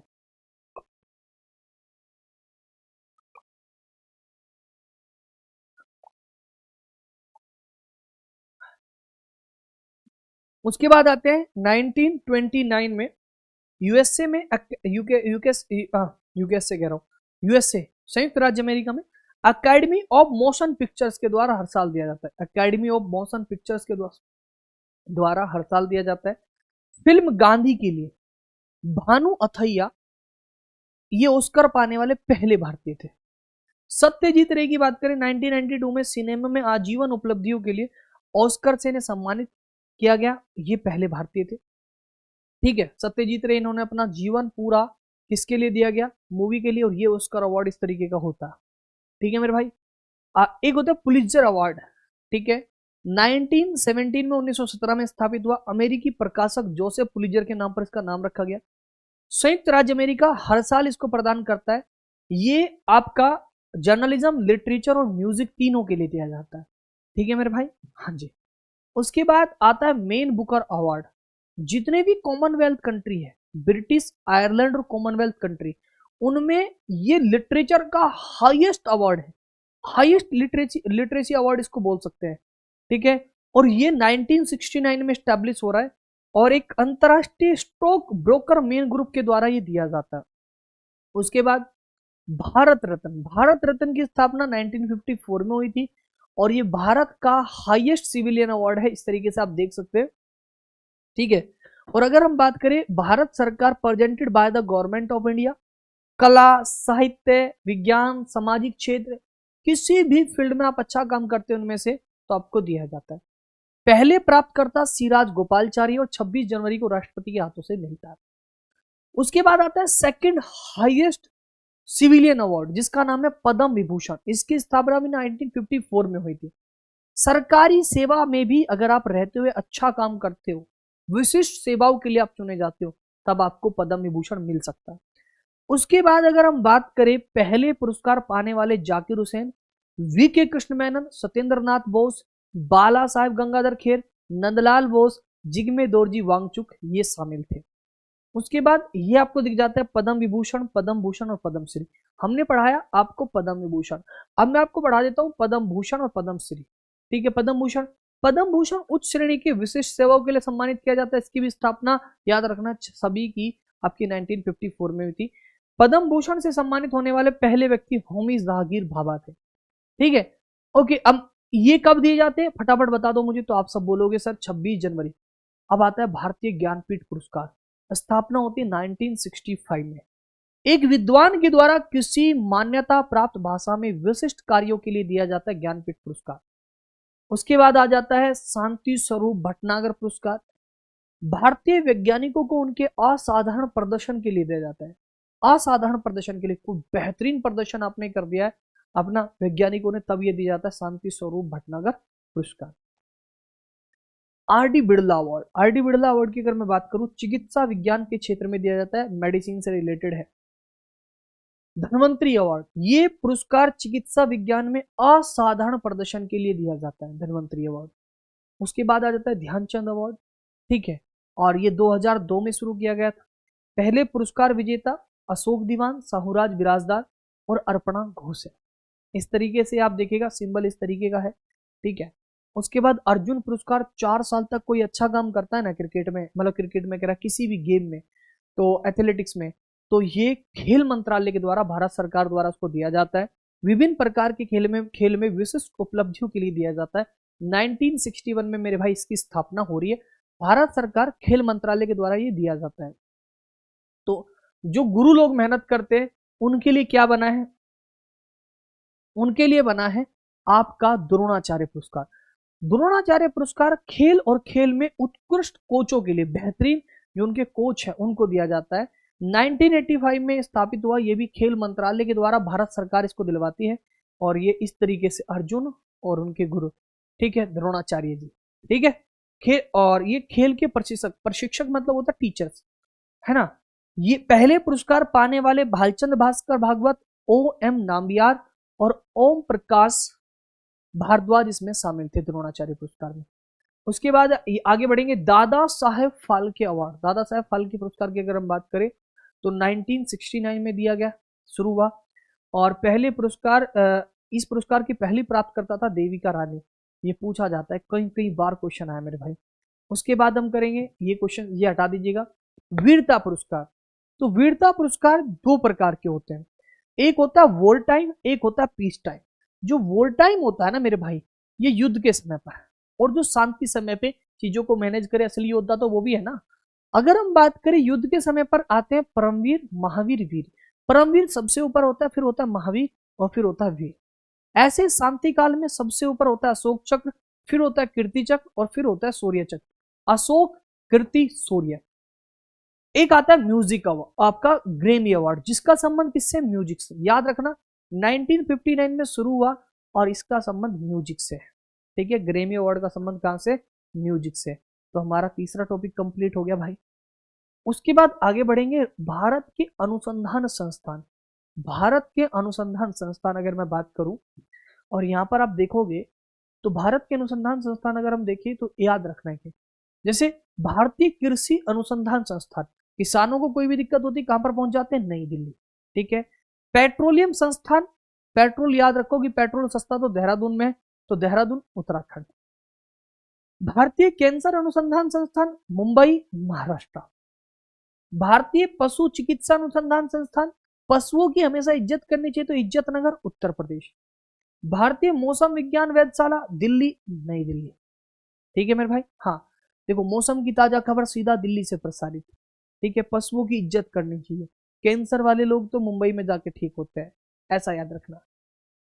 Indian institute of chemical biology, chemical देखो हिंदी में आता है, क्या कबूतर, है खरगोश, गया गमला, घे घड़ी।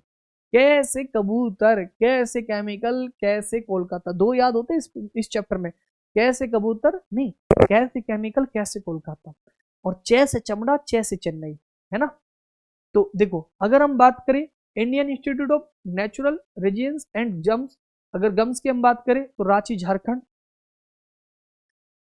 औद्योगिक विश्व अनुसंधान संस्थान, जहर हमेशा लखनऊ से आएगा, याद रखना। केंद्रीय वन अनुसंधान संस्थान, Dehradun, Uttarakhand. Central leprosy training institute, Chengalpattu, Tamil Nadu. Centre for molecular and cellular biology, Hyderabad, Telangana. Central plantation crop research institute, Kudlu, Kerala. आलू, आलू शिमला मिर्च के साथ ही अच्छे लगते हैं, हिमाचल प्रदेश। रोड दिल्ली की अच्छी है, सिर्फ सेंट्रल दिल्ली की अच्छी है, तो सेंट्रल रोड रिसर्च इंस्टीट्यूट इसलिए नई दिल्ली में रखा गया है। उसके बाद अगर हम बात करें ईंधन अनुसंधान संस्थान, केंद्रीय ईंधन अनुसंधान संस्थान। ईंधन, ईंधन से पैसा जुड़ा है तो धन, ईंधन धन, ईंधन धन, तो ईंधन धनबाद में, झारखंड। ड्रग्स और जहर लखनऊ से आएंगे। Central Mechanical Engineering research Institute Durgapur, West Bengal. उसके बाद आगे बढ़े, सेंट्रल लेदर मीन्स चमड़ा, चे से चमड़ा, चे से Chennai. Sugar cane breeding institute Coimbatore, Tamil Nadu. Central food technological research institute Mysore, Karnataka. ठीक है मेरे भाई, नेक्स्ट बढ़े आगे, national institute of virology, Pune, Maharashtra. Central jute technological research institute, Barrackpore, Paschim Bengal. Central glass और ceramic research institute, Kolkata, Paschim Bengal. Central electrochemical research institute, Karaikudi, Tamil Nadu. Rice means चावल कच्चे खाते तो कटक कटक बोलते हैं, कटक, उड़ीसा।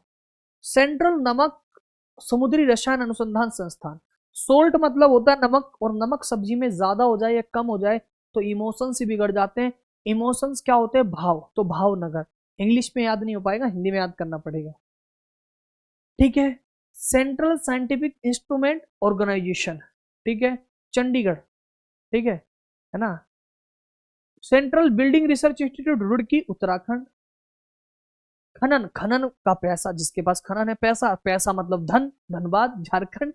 उसके बाद अगर हम बात करें national institute of oceanography, ocean मतलब ओशन, समुद्र देखने कहाँ जाते हैं? Goa.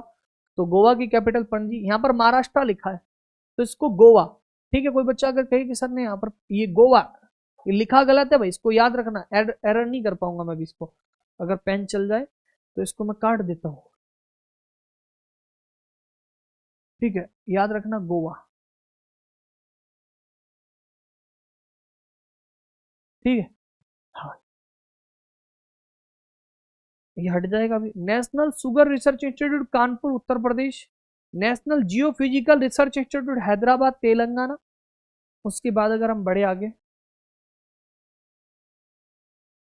National institute of nutrition, Hyderabad, Telangana.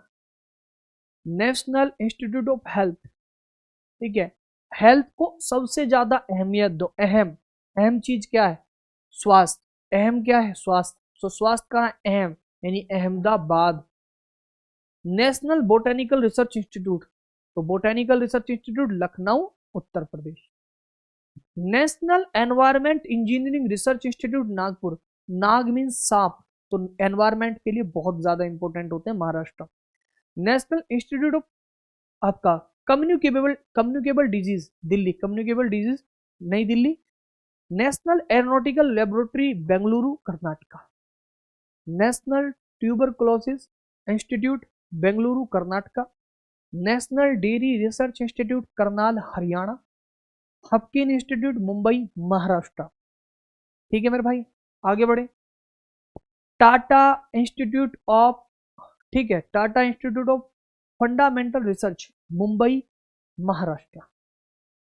Cattle breeding institute, Hisar, Haryana. ठीक है, Raman research centre, Bengaluru, Karnataka. Raman research centre, Bengaluru, Karnataka. उसके बाद आगे बढ़ेंगे, वल्लभ भाई पटेल चेस्ट इंस्टीट्यूट, दिल्ली, मतलब Nai Delhi. All India institute of medical science, AIIMS, Delhi, Nai Delhi. All India institute of hygiene and public health, Kolkata, west Bengal. उसके बाद आगे बढ़ेंगे, all India malaria research institute, Nai Delhi. ठीक है जी। High altitude research laboratory, Jammu Kashmir में सबसे ऊंचा, गुलमर्ग वहीं पर है। School of tropical medicine, west Bengal, Kolkata. Archaeological survey of India, Nai Delhi. PGI, Chandigarh, सभी को पता है। King institute of preventive medicine, Guindy, Tamil Nadu. Textile research institute, Ahmedabad, Gujarat. ठीक है मेरे भाई, आगे बढ़े। अब आ जाता है खेल और खेल से संबंधित ट्रॉफी, फिर आएंगे स्पोर्ट्स के खिलाड़ी। ठीक है, सारे टॉपिक करवा दूंगा मेरे भाई, टेंशन नहीं लेनी रत्ती भर भी।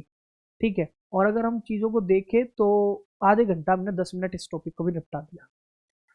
हॉकी की अगर हम बात करें, Dhyanchand trophy, Aga Khan cup, Azlan Shah cup, Rangaswamy cup, Alps cup, Beighton cup, Begum Rasul trophy, Scindia gold cup, इन सब का संबंध हॉकी से है। इन सब का संबंध कहां से है? हॉकी से इनका संबंध है। उसके बाद अगर हम आगे बढ़े, घुड़दौड़, horse racing, derby cup, breeders cup, Goodwood cup, grand national cup, blue riband trophy, घुड़दौड़ से इनका संबंध है। उसके बाद अगर हम आगे बढ़े, badminton, Thomas cup, Uber cup, Sudirman cup, Chadha cup, Rahmatullah cup, इनका संबंध कहां से है? बैडमिंटन से। Lawn tennis, Australian open trophy, French open trophy, US open trophy, Davis cup, Hopman cup, federation cup, इनका संबंध लॉन टेनिस से। शतरंज, V V Shastri trophy, Naidu trophy, Khaitan trophy, Dubai trophy, chess Oscar award, Hawaii trophy, इन सब का संबंध कहां से है?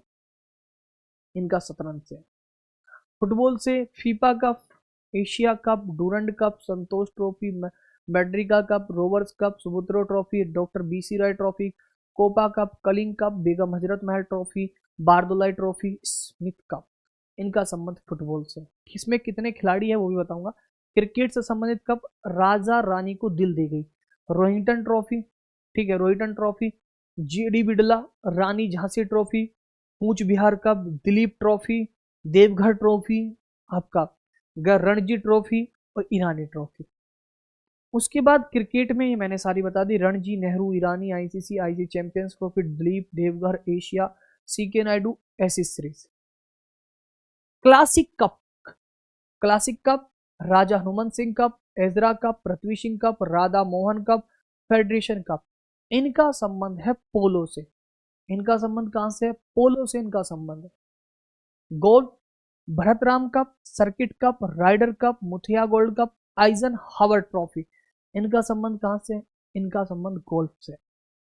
उसके बाद अगर हम आगे बढ़े, basketball, European cup, American cup, Asia cup, Liam Todd Matt आपका memorial trophy, prince Basalat trophy, इनका संबंध कहां से है? बास्केटबॉल से है।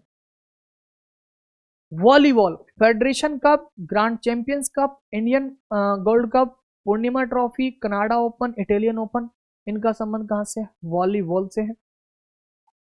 Squash, liberation cup, billiards, gold flag trophy, नौकायन, American cup, Wellington cup, Shakti trophy, admiral cup.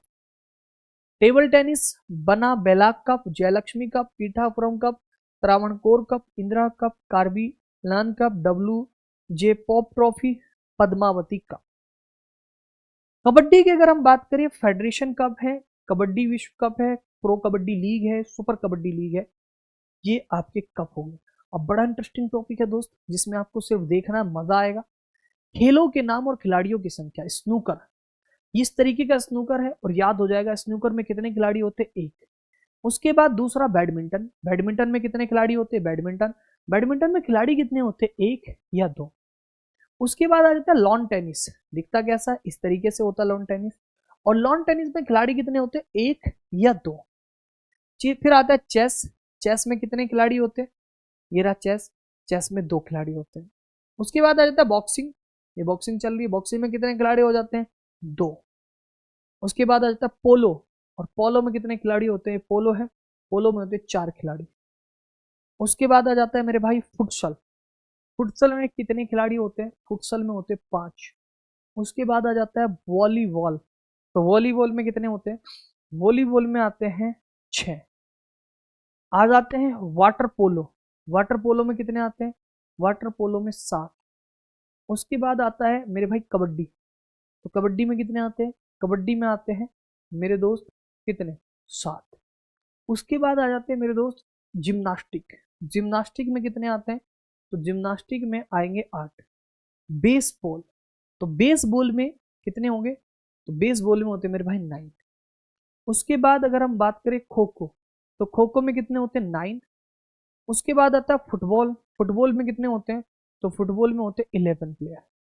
उसके बाद आते हैं क्रिकेट, क्रिकेट में अगर हम बात करें तो क्रिकेट में होते हैं 11। उसके बाद अगर हम बात करें हॉकी, तो हॉकी में जो प्लेयर होते हैं उनकी संख्या होती है 11। उसके बाद अगर हम बात करें रग्बी फुटबॉल, तो रग्बी फुटबॉल में कितने खिलाड़ी होते हैं? रग्बी फुटबॉल में होते हैं 15। उसके बाद अब आ जाते हैं नेक्स्ट टॉपिक, इंपोर्टेंट डेज, महत्वपूर्ण आपका नेशनल डेज, इंटरनेशनल डेज सारे बताऊंगा, इंपोर्टेंट दिवस, महत्वपूर्ण दिवस, यहां से हम पढ़ेंगे इंपोर्टेंट डेज। अगर हम बात करें 9 जनवरी को होता है Indian migrate day, world Hindi दिवस होता है 10 जनवरी को, राष्ट्रीय युवा दिवस स्वामी विवेकानंद जी की जयंती 12 जनवरी, थल सेना दिवस 15 जनवरी, नेताजी सुभाष चंद्र बोस जयंती 23 जनवरी, राष्ट्रीय बालिका दिवस 24 जनवरी, भारतीय पर्यटन दिवस 25 जनवरी, भारतीय गणतंत्र दिवस 26 जनवरी, अंतर्राष्ट्रीय सीमा शुल्क दिवस 26 जनवरी, शहीद दिवस महात्मा गांधी जी की पुण्यतिथि 30 जनवरी। ठीक है मेरे भाई। अगर हम बात करें विश्व कैंसर दिवस 4 फरवरी, वैलेंटाइन डे 14 फरवरी, हम तो इसको ब्लैक डे बोलते हैं क्योंकि पुलवामा अटैक हुआ था, विश्व सामाजिक न्याय दिवस 20 फरवरी, अंतर्राष्ट्रीय मातृभाषा दिवस 21 फरवरी, केंद्रीय उत्पाद शुल्क दिवस 24 फरवरी, राष्ट्रीय विज्ञान दिवस 28 फरवरी। मार्च की बात करें, वर्ल्ड वाइल्ड लाइफ डे 3 मार्च, और आज कितनी तारीख है, आज है 4, तो आज क्या है, नेशनल सिक्योरिटी डे 4 मार्च, अंतर्राष्ट्रीय महिला दिवस 8 मार्च, वर्ल्ड कंज्यूमर राइट डे 15 मार्च, वर्ल्ड डिसेबल डे 21 मार्च, विश्व जल संरक्षण दिवस 22 मार्च, भगत सिंह सुखदेव राजगुरु शहीद दिवस 23 मार्च, विश्व मौसम विज्ञान दिवस 23 मार्च, वर्ल्ड टीबी डे 24 मार्च। और अगर हम आगे बढ़े, फूल डे या अप्रैल फूल डे 1 अप्रैल, ठीक है, वर्ल्ड हेल्थ डे 7 अप्रैल, वर्ल्ड होम्योपैथिक डे 10 अप्रैल, उसके बाद जलियांवाला बाग हत्याकांड दिवस मनाया जाता है 13 अप्रैल को, डॉक्टर भीमराव अंबेडकर जी की जयंती 14 April, world heritage site day 18 April, भारतीय सिविल सेवा दिवस 21 अप्रैल, earth day 22 April, world book and copyright day 23 April, national panchayati raj दिवस 24 अप्रैल। ठीक है मेरे भाई। World comedy day one the first Sunday of May, international labour day या लेबर डे 1 मई, national world press freedom day 3 मई, वर्ल्ड रेड क्रॉस डे 8 मई, national technological day 11 मई, international nurse day 12 मई, Commonwealth day 24 मई, world आपका उसके बाद विश्व malaria दिवस 25 मई, हिंदी पत्रकारिता दिवस 30 मई, तंबाकू निषेध दिवस 31 मई। ठीक है मेरे भाई, आगे आ जाते हैं। वर्ल्ड एनवायरमेंट डे 5 जून, चाइल्ड लेबर प्रोहिबिशन डे 12 जून, वर्ल्ड ब्लड डोनेशन डे 14 जून, वर्ल्ड रिफ्यूजी डे 20 जून, इंटरनेशनल योगा डे 21 जून, इंटरनेशनल ओलंपिक डे 23 जून, नेशनल स्टैटिस्टिक्स डे 29 जून। उसके बाद अगर बात करें डॉक्टर्स डे 1 जुलाई, वर्ल्ड पॉपुलेशन डे 11 जुलाई, इनकम टैक्स डे 24 जुलाई, कारगिल विजय दिवस 26 जुलाई, Hiroshima दिवस 6 अगस्त, world tribes day 9 अगस्त, international youth day 12 अगस्त, independence day 15 अगस्त, national sports day या major Dhyanchand जयंती 29 अगस्त, teachers day या doctor Sarvepalli Radhakrishnan जी की जयंती 5 सितंबर, और इंटरनेशनल लिटरेसी डे 8 सितंबर, हिंदी दिवस 14 सितंबर, इंजीनियर्स डे 15 सितंबर, विश्व ओजोन दिवस 16 सितंबर, अंतरराष्ट्रीय शांति दिवस 21 सितंबर, शिवांग सर बर्थडे 26 सितंबर, हालांकि इसमें नहीं लिखा, मेरे बर्थडे है इसलिए मुझे याद है। वर्ल्ड टूरिज्म डे 27 सितंबर। ठीक है। International day of non violence Mahatma Gandhi जयंती 2 अक्टूबर, या लाल बहादुर शास्त्री जयंती 2 अक्टूबर, वर्ल्ड टीचर्स डे 5 अक्टूबर, एयरफोर्स डे 8 अक्टूबर, विश्व डाक दिवस 9 अक्टूबर, नेशनल पोस्टल डे 10 अक्टूबर, वर्ल्ड फूड डे 16 अक्टूबर, यूनाइटेड नेशंस डे 24 अक्टूबर, नेशनल यूनिटी डे या सरदार वल्लभ भाई पटेल जयंती 31 अक्टूबर, नेशनल लीगल लिटरेसी डे 9 नवंबर, नेशनल एजुकेशन डे 11 नवंबर, चिल्ड्रंस डे या जवाहरलाल नेहरू जयंती 14 नवंबर, वर्ल्ड डायबिटीज डे 14 नवंबर, नेशनल प्रेस डे 16 नवंबर, उसके बाद विश्व पर्यावरण संरक्षण दिवस 26 नवंबर, उसके बाद आपका विश्व पर्यावरण हो गया, नेशनल लॉ डे राष्ट्रीय विधि दिवस कानून दिवस 26 नवंबर, संविधान दिवस 26 नवंबर। उसके बाद आ जाते हैं वर्ल्ड एड्स डे 1 दिसंबर, नौसेना दिवस 4 दिसंबर, डॉक्टर भीमराव अंबेडकर पुण्यतिथि 6 दिसंबर, झंडा दिवस 7 दिसंबर, अंतर्राष्ट्रीय मानवाधिकार दिवस 10 दिसंबर, विजय दिवस भारत पाकिस्तान युद्ध 1971 16 दिसंबर, राष्ट्रीय गणित दिवस या श्रीनिवास रामानुजन जयंती 22 दिसंबर, किसान दिवस या चौधरी चरण सिंह जयंती 23 दिसंबर, राष्ट्रीय उपभोक्ता दिवस 24 दिसंबर। ठीक है मेरे भाई, ये हो गया दिसंबर तक। अब हमारा आ गया last topic, organisation and headquarter. और मुझे लगता है कि हमने पूरी स्टैटिक जीके का 1.5 घंटे में पूरा रिवीजन करवा दिया, बहुत शानदार तरीके से थ्योरी को। ठीक है, जैसे अब हम करेंगे ASEAN development bank, headquarter Manila Philippines में, सदस्य 69, स्थापना वर्ष 1956। आपको सदस्य याद रखने पे फोकस करना, हेडक्वार्टर और स्थापना वर्ष पे फोकस करना है, सदस्य कभी नहीं पूछे जाएंगे। ठीक है, विश्व बैंक वॉशिंगटन डीसी में 1944 में स्थापना हुई।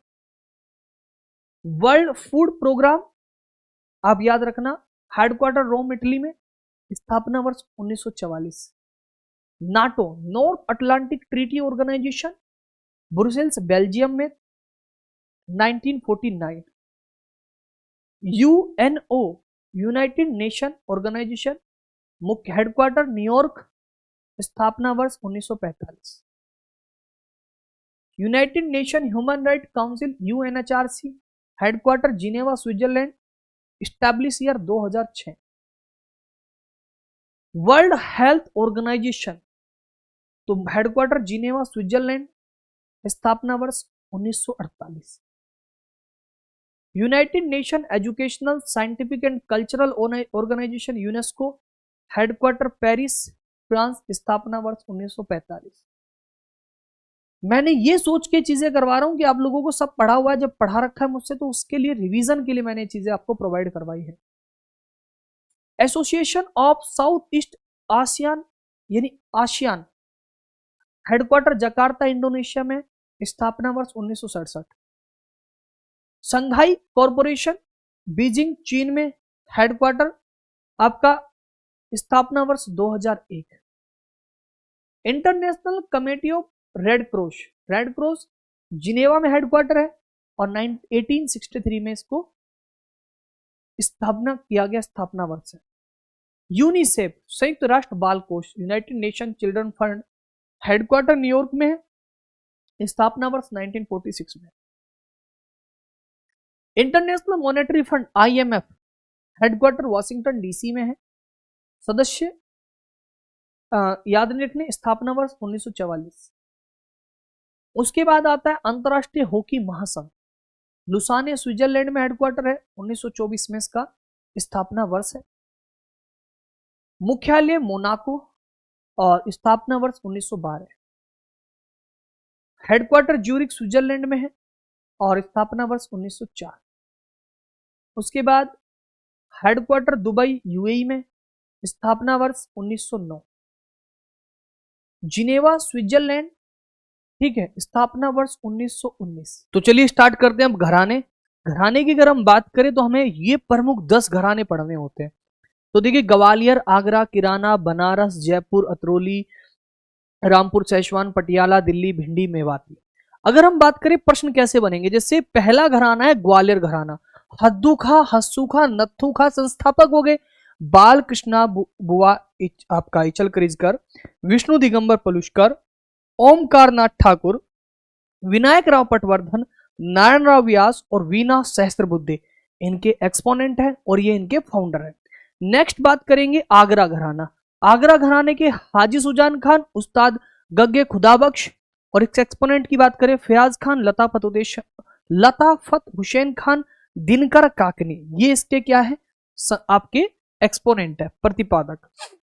संस्थापक अब्दुल करीम खान, अब्दुल वाहिद खान किसके भाई, किराना घराने के।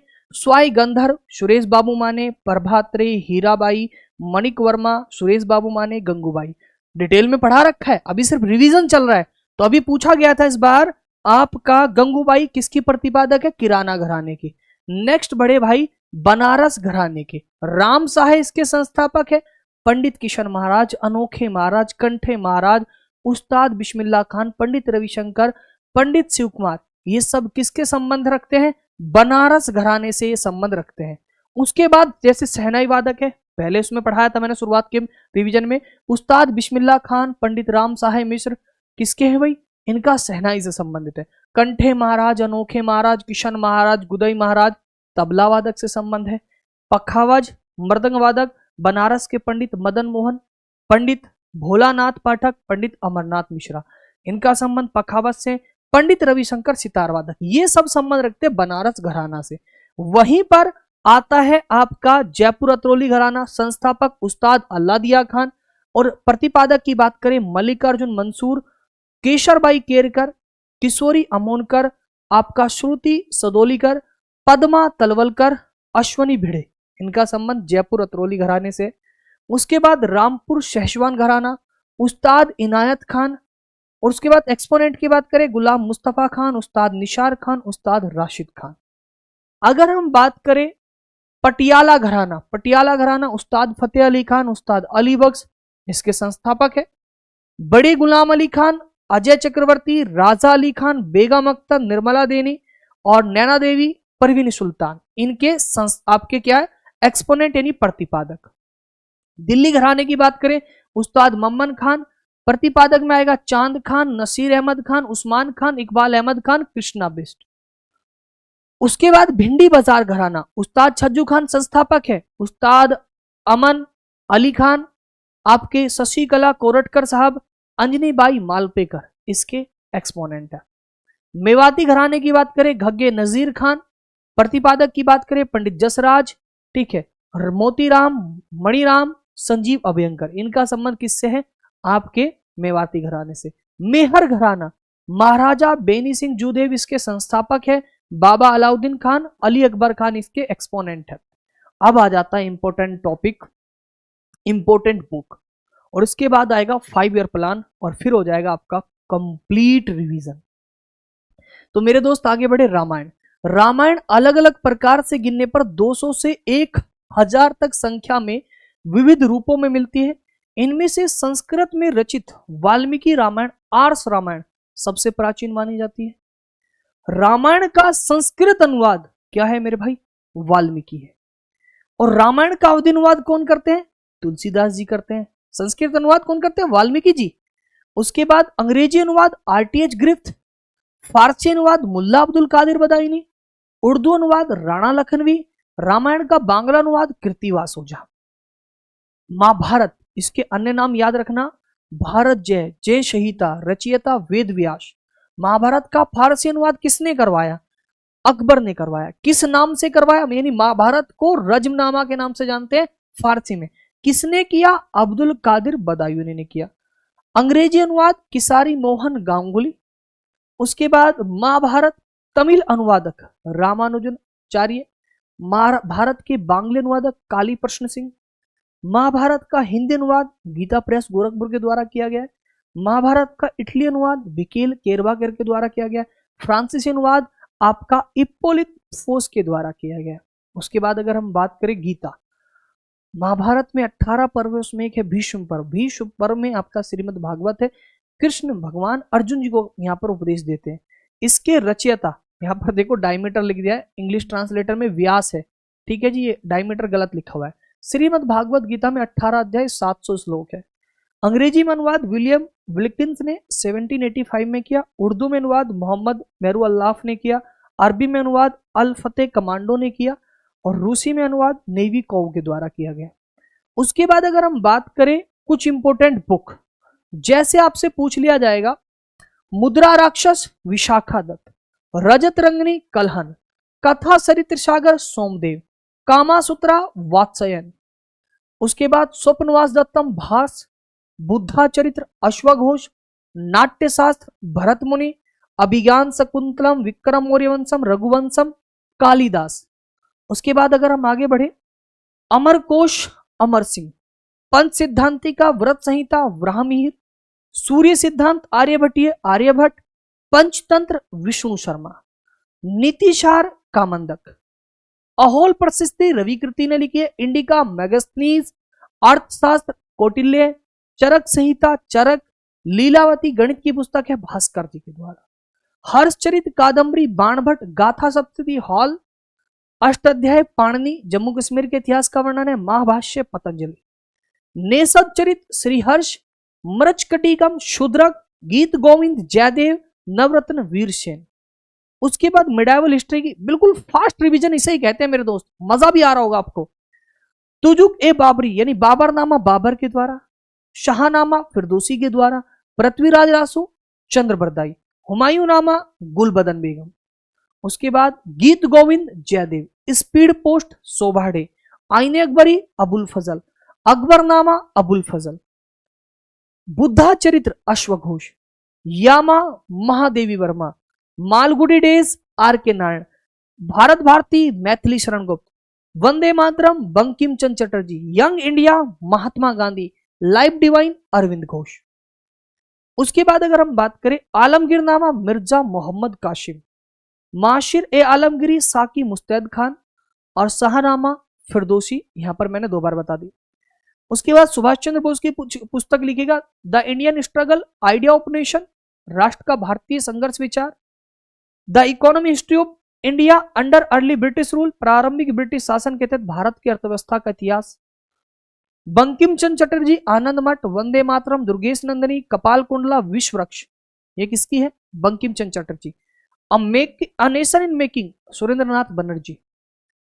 भारत में अर्थव्यवस्था राष्ट्रवाद का उदय और विकास, इंग्लिश में याद रखना, the rise and growth economy nationalism in India, Bipin Chandra.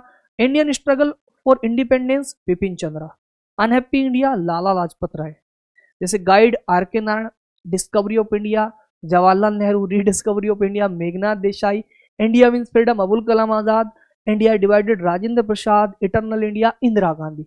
Revision देखो मजा आ रहा होगा, my truth Indira Gandhi, divine life Sivananda, Gitanjali Rabindranath Tagore, गोरा Rabindranath Tagore, Satyarth Prakash Dayanand Saraswati, my experiment with truth Mahatma Gandhi.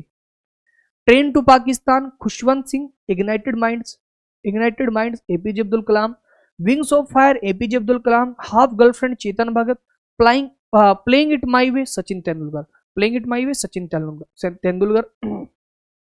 जीभ चिपक जाती ज्यादा देर तक बोलने के लिए, ज्यादा देर तक बोलते बोलते जीभ चिपक जाती है। Economic nightmare of India Chaudhary Charan Singh, one life is not enough Natwar Singh, Gita Rahasya Bal Gangadhar Tilak, unbreakable Mary Kom, death of a city Amrita Pritam, the accidental prime minister Sanjaya Baru. ठीक है मेरे भाई। As you like it William Shakespeare, Bharat Bharati Maithili Sharan Gupt, Madhushala Harivansh Rai Bachchan, Jhansi की रानी वृंदावन लाल वर्मा, नेल्सन मंडेला की लॉन्ग वॉक टू फ्रीडम, अटल बिहारी वाजपेयी की 3 decades of parliament, young India Mahatma Gandhi, the wings of fire A P J Abdul Kalam, broken wings Sarojini Naidu, Hind Swaraj Mahatma Gandhi. I am no messiah, यहां पर मशीहा की स्पेलिंग गलत है दोस्त, जो गलत है वो उसको मैं बता रहा हूं साथ साथ। मसीहा की स्पेलिंग होती है MESSIAH। ठीक है। Sonu Sood, your best days today Anupam Kher, exam warriors Narendra Modi, one arrange murder Chetan Bhagat. उसके बाद अगर हम बात करें नेक्स्ट, मुंशी प्रेमचंद गोदान, कर्म भूमि, मुंशी प्रेमचंद की गोदान है, कर्मभूमि गबन है, ये तीनों पुस्तक मुंशी प्रेमचंद। अब 5 ईयर प्लान हमारा टॉपिक है, पंचवर्षीय योजना। अगर हम इसकी बात करें ना दोस्त, भारत में पंचवर्षीय योजना के बारे में पढ़ना। भारत में पंचवर्षीय योजना का संचालन योजना आयोग के द्वारा किया जाता था। योजना आयोग एक सरकारी निकाय था जिसका उद्देश्य मानवीय और भौतिक संसाधनों का उपयोग कर उत्पादकता को बढ़ाकर रोजगार को अधिक से अधिक अवसर उपलब्ध कराना था। इसका गठन योजना आयोग का 15 मार्च 1950 को किया गया था। उस समय के तत्कालीन प्रधानमंत्री जवाहरलाल नेहरू होते थे और वो इसके अध्यक्ष बने थे और इसके प्रथम उपाध्यक्ष बने थे गुलजारी लाल नंदा। इसकी जिम्मेदारी क्या थी? योजना आयोग की 2 प्रमुख जिम्मेदारी थी। पहली, प्राथमिकता का निर्धारण करके योजनाओं का निर्माण करना और योजनाओं के लिए संसाधनों का आवंटन करना। दूसरा था योजनाओं के सफल कार्यान्वयन के लिए आवश्यक मशीनरी का निर्धारण करना। अगर हम बात करें भारत की पंचवर्षीय योजना की बात करें, योजना के क्रियान्वयन को देखने के लिए एनडीसी, नेशनल डेवलपमेंट काउंसिल, जो कि 6 अगस्त 1952 को बनाई गई थी। के संथानम ने राष्ट्रीय विकास परिषद को सुपर कैबिनेट कहा था। ये प्रश्न बहुत ज्यादा बार पूछा जाता है। जोसेफ स्टालिन प्रथम व्यक्ति थे जिन्होंने सोवियत संघ रूस में वर्ष 1928 में पंचवर्षीय योजना लागू किया था। ये हमने कंसेप्ट यूएसएसआर से लिया था। यानी 5 ईयर प्लान का कंसेप्ट हमने कहां से लिया था? यूएसएसआर से। भारत में अभी तक 12 पंचवर्षीय योजना लागू की गई। इसके बाद भारत सरकार ने 5 साल की योजनाओं को लॉन्च करना बंद कर दिया। उसके स्थान पर एक नीति आयोग आ गया। जो मैं बोल रहा हूँ वही आपको डिक्टो समझ में आ रहा है। ठीक है, यहाँ पर 2 तरीके के बच्चे हो सकते हैं। एक का रिवीजन हो रहा है, एक को नेगेटिविटी। अरे सर किताब से पढ़ लेते तो फिर क्लास में भी आने की जरूरत नहीं थी। मेरे भाई इस तरीके से पढ़ा रहा हूं, किताब पढ़ने की जरूरत नहीं पड़ेगी। आर्थिक योजना का जनक किसको कहते हैं? सर विश्वेश्वरैया को कहते हैं। अब हम देखेंगे प्रथम पंचवर्षीय योजना। बिल्कुल बेहतरीन तरीके से चीजें मैंने तैयार की है। 1 अप्रैल 1951 से 31 मार्च 1956 तक पहली पंचवर्षीय योजना आई थी। ये हेरोल्ड डॉमर मॉडल पर आधारित थी। इसकी प्राथमिकता थी कृषि विकास। योजना सफल साबित हुई। लक्ष्य रखा गया था 2.1, हासिल हुआ 3.6। इसमें Bhakra Nangal dam, Nagarjuna Sagar dam, Hirakud dam, Mettur dam English में ये रहा, और दामोदर घाटी परियोजना आदि इसी में बने। 1956 में 5 आईआईटी भी शुरू किए गए इसी पंचवर्षीय योजना के अंदर। सेकंड आ जाती है 1956 से 61 तक। इस योजना को महालनोबिस मॉडल पर आधारित माना जाता है। इसकी पहली की प्राथमिकता थी कृषि विकास, इसकी प्राथमिकता थी औद्योगिक विकास। लक्ष्य रखा गया 4.5, प्राप्त हुआ थोड़ा सा कम 4.2। भिलाई इस्पात संयंत्र हो गया, दुर्गापुर इस्पात संयंत्र हो गया, राउरकेला इस्पात संयंत्र हो गया, ये इसी में कार्य हुए। भारत सहायता क्लब की स्थापना भी इसी पंचवर्षीय योजना के अंदर हुई। तीसरा, पंचवर्षीय योजना में प्राथमिकता दी गई कृषि और उद्योग को, दोनों को। ठीक है, यानी सेल्फ, ठीक है, यानी सेल्फ इकोनॉमी को बढ़ाने के लिए आपकी बात यहां पर की जा रही है। और इसी बीच में लेकिन भारत चीन का युद्ध हो गया, भारत पाकिस्तान का युद्ध होगा, और इसी बीच में जब आफत आती चारों तरफ से आती, सूखा पड़ गया। तो ये सबसे असफल पंचवर्षीय योजना मानी गई। हरित क्रांति की शुरुआत हालांकि इस योजना के अंदर हो चुकी थी। मॉडल था सैंडी सुखमणि चक्रवर्ती, पीसी महालनोबिस। कार्य हुआ था, रुपए का मूल्यन हुआ था, ठीक है, डिवोल्यूशन हुआ था। और याद रखना Bokaro iron steel company open की थी रूस के सहयोग से। ठीक है, यूटीआई, आईबीडीआई, एफसीआई कंपनी यहां पर ओपन की गई थी। इसको योजना अवकाश, प्रथम योजना अवकाश। तीसरी पंचवर्षीय योजना के असफल के कारण सरकार प्लान हॉलीडे करने पर मजबूर थी। इस काल में वार्षिक योजनाएं चली, इसलिए इसे पंचवर्षीय योजना का अवकाश काल कहते हैं।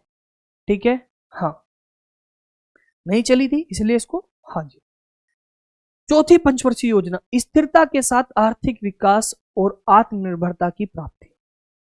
योजना का प्रारूप डी.आर. गाडगिल उपाध्यक्ष, इसे गाडगिल योजना भी कहते हैं, और मॉडल है अशोक रुद्रा एंड ए.एस. मात्रे। कार्य हुआ 14 बैंकों का नेशनलाइजेशन हुआ, परिवार नियोजन का कार्यक्रम शुरू हुआ था।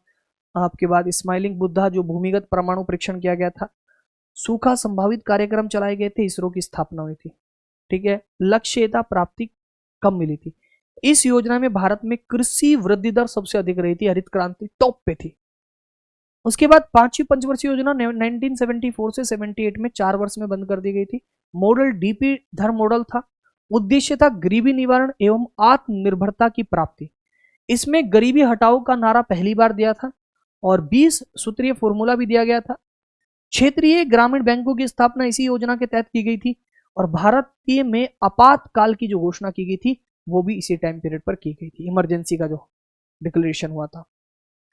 4 वर्ष तक इंदिरा गांधी की सरकार चली, उसके बाद मोरारजी देसाई की जनता पार्टी सत्ता पर आई तो इसे पंचवर्षीय योजना को 1 वर्ष पहले ही खारिज कर दिया।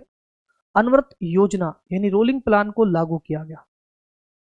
रोलिंग प्लान क्या था? 78 से लेकर 1980 तक। रोलिंग प्लान का तात्पर्य ऐसी योजना से जिसमें योजना की प्रभावशीलता का मूल्यांकन वार्षिक रूप से किया जाता है, 5 साल में नहीं, ईयर वाइज किया जाता है। इस मूल्यांकन के आधार पर अगले वर्ष एक नई योजना बनाई जाती है और परिणाम स्वरूप इस पूरी योजना में आवंटन और लक्ष्य दोनों को अपडेट किया जाता है। रोलिंग प्लान जो है ये गुरनार मेडल द्वारा प्रतिपादित एशियन ड्रामा पुस्तक में लिखा गया है। भारत में लागू करने का श्रेय आपका जाता है डी.टी. लक्कड़वाला। ठीक है, नोट करके रखिएगा। इसके बदले में 1980 में इंदिरा गांधी ने के फिर से प्रधानमंत्री चुने जाने पर भारतीय राष्ट्रीय कांग्रेस के द्वारा इसे खारिज कर दिया गया था। वही है, विपक्ष जो लेके आएगा पक्ष में आते उसको कैंसिल कर देंगे। छठा पंचवर्षीय योजना 80 से 85 में रहा। रोजगार पर ध्यान दिया गया, बस इतना याद रखना, उसमें कुछ ज्यादा इंपॉर्टेंट नहीं है। ठीक है, याद रखना 6 बैंकों का नेशनलाइजेशन हुआ और ठीक है, उसके बाद 7वीं 85 से 90 तक प्राथमिकता रोजगार, शिक्षा और जन स्वास्थ्य पे दी गई। 1985 से 90 में लक्ष्य था 5% प्राप्ति, 6.1%। ठीक है, ओके। और पहली बार गरीबी की माप की गई थी लक्कड़वाला समिति के द्वारा। जवाहर योजना की शुरुआत यहां पर मानी जाती है। यह योजना अवकाश का समय था जिसमें वार्षिक योजना चलाई गई थी। 1991 में भारत का विदेशी मुद्रा भंडार संकट का सामना करना पड़ा था जिसमें मनमोहन सिंह जी उस समय वित्त मंत्री थे, उन्होंने अच्छे से संभाली थी। ठीक है, और उसी समय एलपीजी पॉलिसी आई थी। 8वीं पंचवर्षीय योजना की बात करें 92 से 97 में मॉडल जॉन डब्ल्यू मिलर है। ठीक है, इस मॉडल पर आधारित थी। उद्देश्य कृषि मानव संसाधन का विकास। 1993 में प्रधानमंत्री रोजगार योजना की शुरुआत की गई थी। लक्ष्य था, प्राप्ति इतनी हुई थी। 9वीं पंचवर्षीय योजना प्राथमिकता न्यायपूर्ण वितरण एवं समानता पर बल दिया गया और 10वीं में गरीबी एवं बेरोजगारी को समाप्त करना, सामाजिक न्याय एवं समानता की बात की गई थी और अगले 10 वर्ष में आय को दोगुना करना। ठीक है, आज भी किए जाते हैं ऐसे वादे, लेकिन होते हैं। अब एकदम तो सब तो अमीर नहीं बन सकते, अब उसके आंकड़े अलग अलग होते हैं। उसके बाद प्राथमिकता तीव्रता और समावेशी विकास, ये प्राथमिकता पूछी जाती है। ठीक है, यहाँ पर रैपिड एंड इंक्लूसिव ग्रोथ की गई 11वीं पंचवर्षीय योजना में। शिक्षित बेरोजगारी 5% से कम करना, 5% से अधिक वनारोपण में वृद्धि, और ये सबसे अधिक वृद्धि करने वाली पंचवर्षीय योजना थी। 12वीं ये लास्ट योजना है 2012 से 17। ठीक है, और ये हमने पूरी की पूरी मेरे भाई कंप्लीट चीजों का हमने क्या कर दिया, रिवीजन कर दिया। ठीक है दोस्त, तो ये स्टैटिक जीके का क्विक रिवीजन हमने कर दिया, शुरुआत से लास्ट तक आपने देखा। उम्मीद है आपको 1-1.5 घंटे में बहुत अच्छे से पूरी स्टैटिक जीके के इंपोर्टेंट टॉपिक का मैंने रिवीजन करवा दिया जो एग्जाम के लिए इंपोर्टेंट होते हैं। ऐसे तो मैं static GK with theory plus question पूरे 50 से 60 घंटे 70 घंटे में पढ़ाता हूँ, बट ये उसका मैंने क्योंकि क्लास में लिखवाने का टाइम भी देते हैं, टेस्ट भी लेता हूँ बीच में, लेकिन ये मैंने वो करवा दिया जिन बच्चों ने मुझसे 50-60 घंटे पढ़ा है। अगर वो 1.5 घंटा पढ़ लेंगे तो उनका पूरा रिवीजन हो जाएगा। इसे कहते हैं स्टैटिक जीके का क्विक रिवीजन। तो सभी को मेरे भाई राम राम, जय श्री श्याम। जिस बच्चे ने पूरी क्लास देखी, मुझे पूरी उम्मीद है उसको मजा आया होगा, बहुत कुछ सीखने को मिला होगा, बहुत अच्छे से रिवीजन हो गया होगा। जय हिंद, जय श्री श्याम। ठीक है, तो ये था हमारा स्टैटिक जीके का, किसका, स्टैटिक जीके का quick revision. Thank you so much. Jai Hind, Jai Bharat, bye bye, take care, love you बच्चों, बहुत सारा प्यार। जय श्री श्याम, जय श्री श्याम, जय श्री श्याम।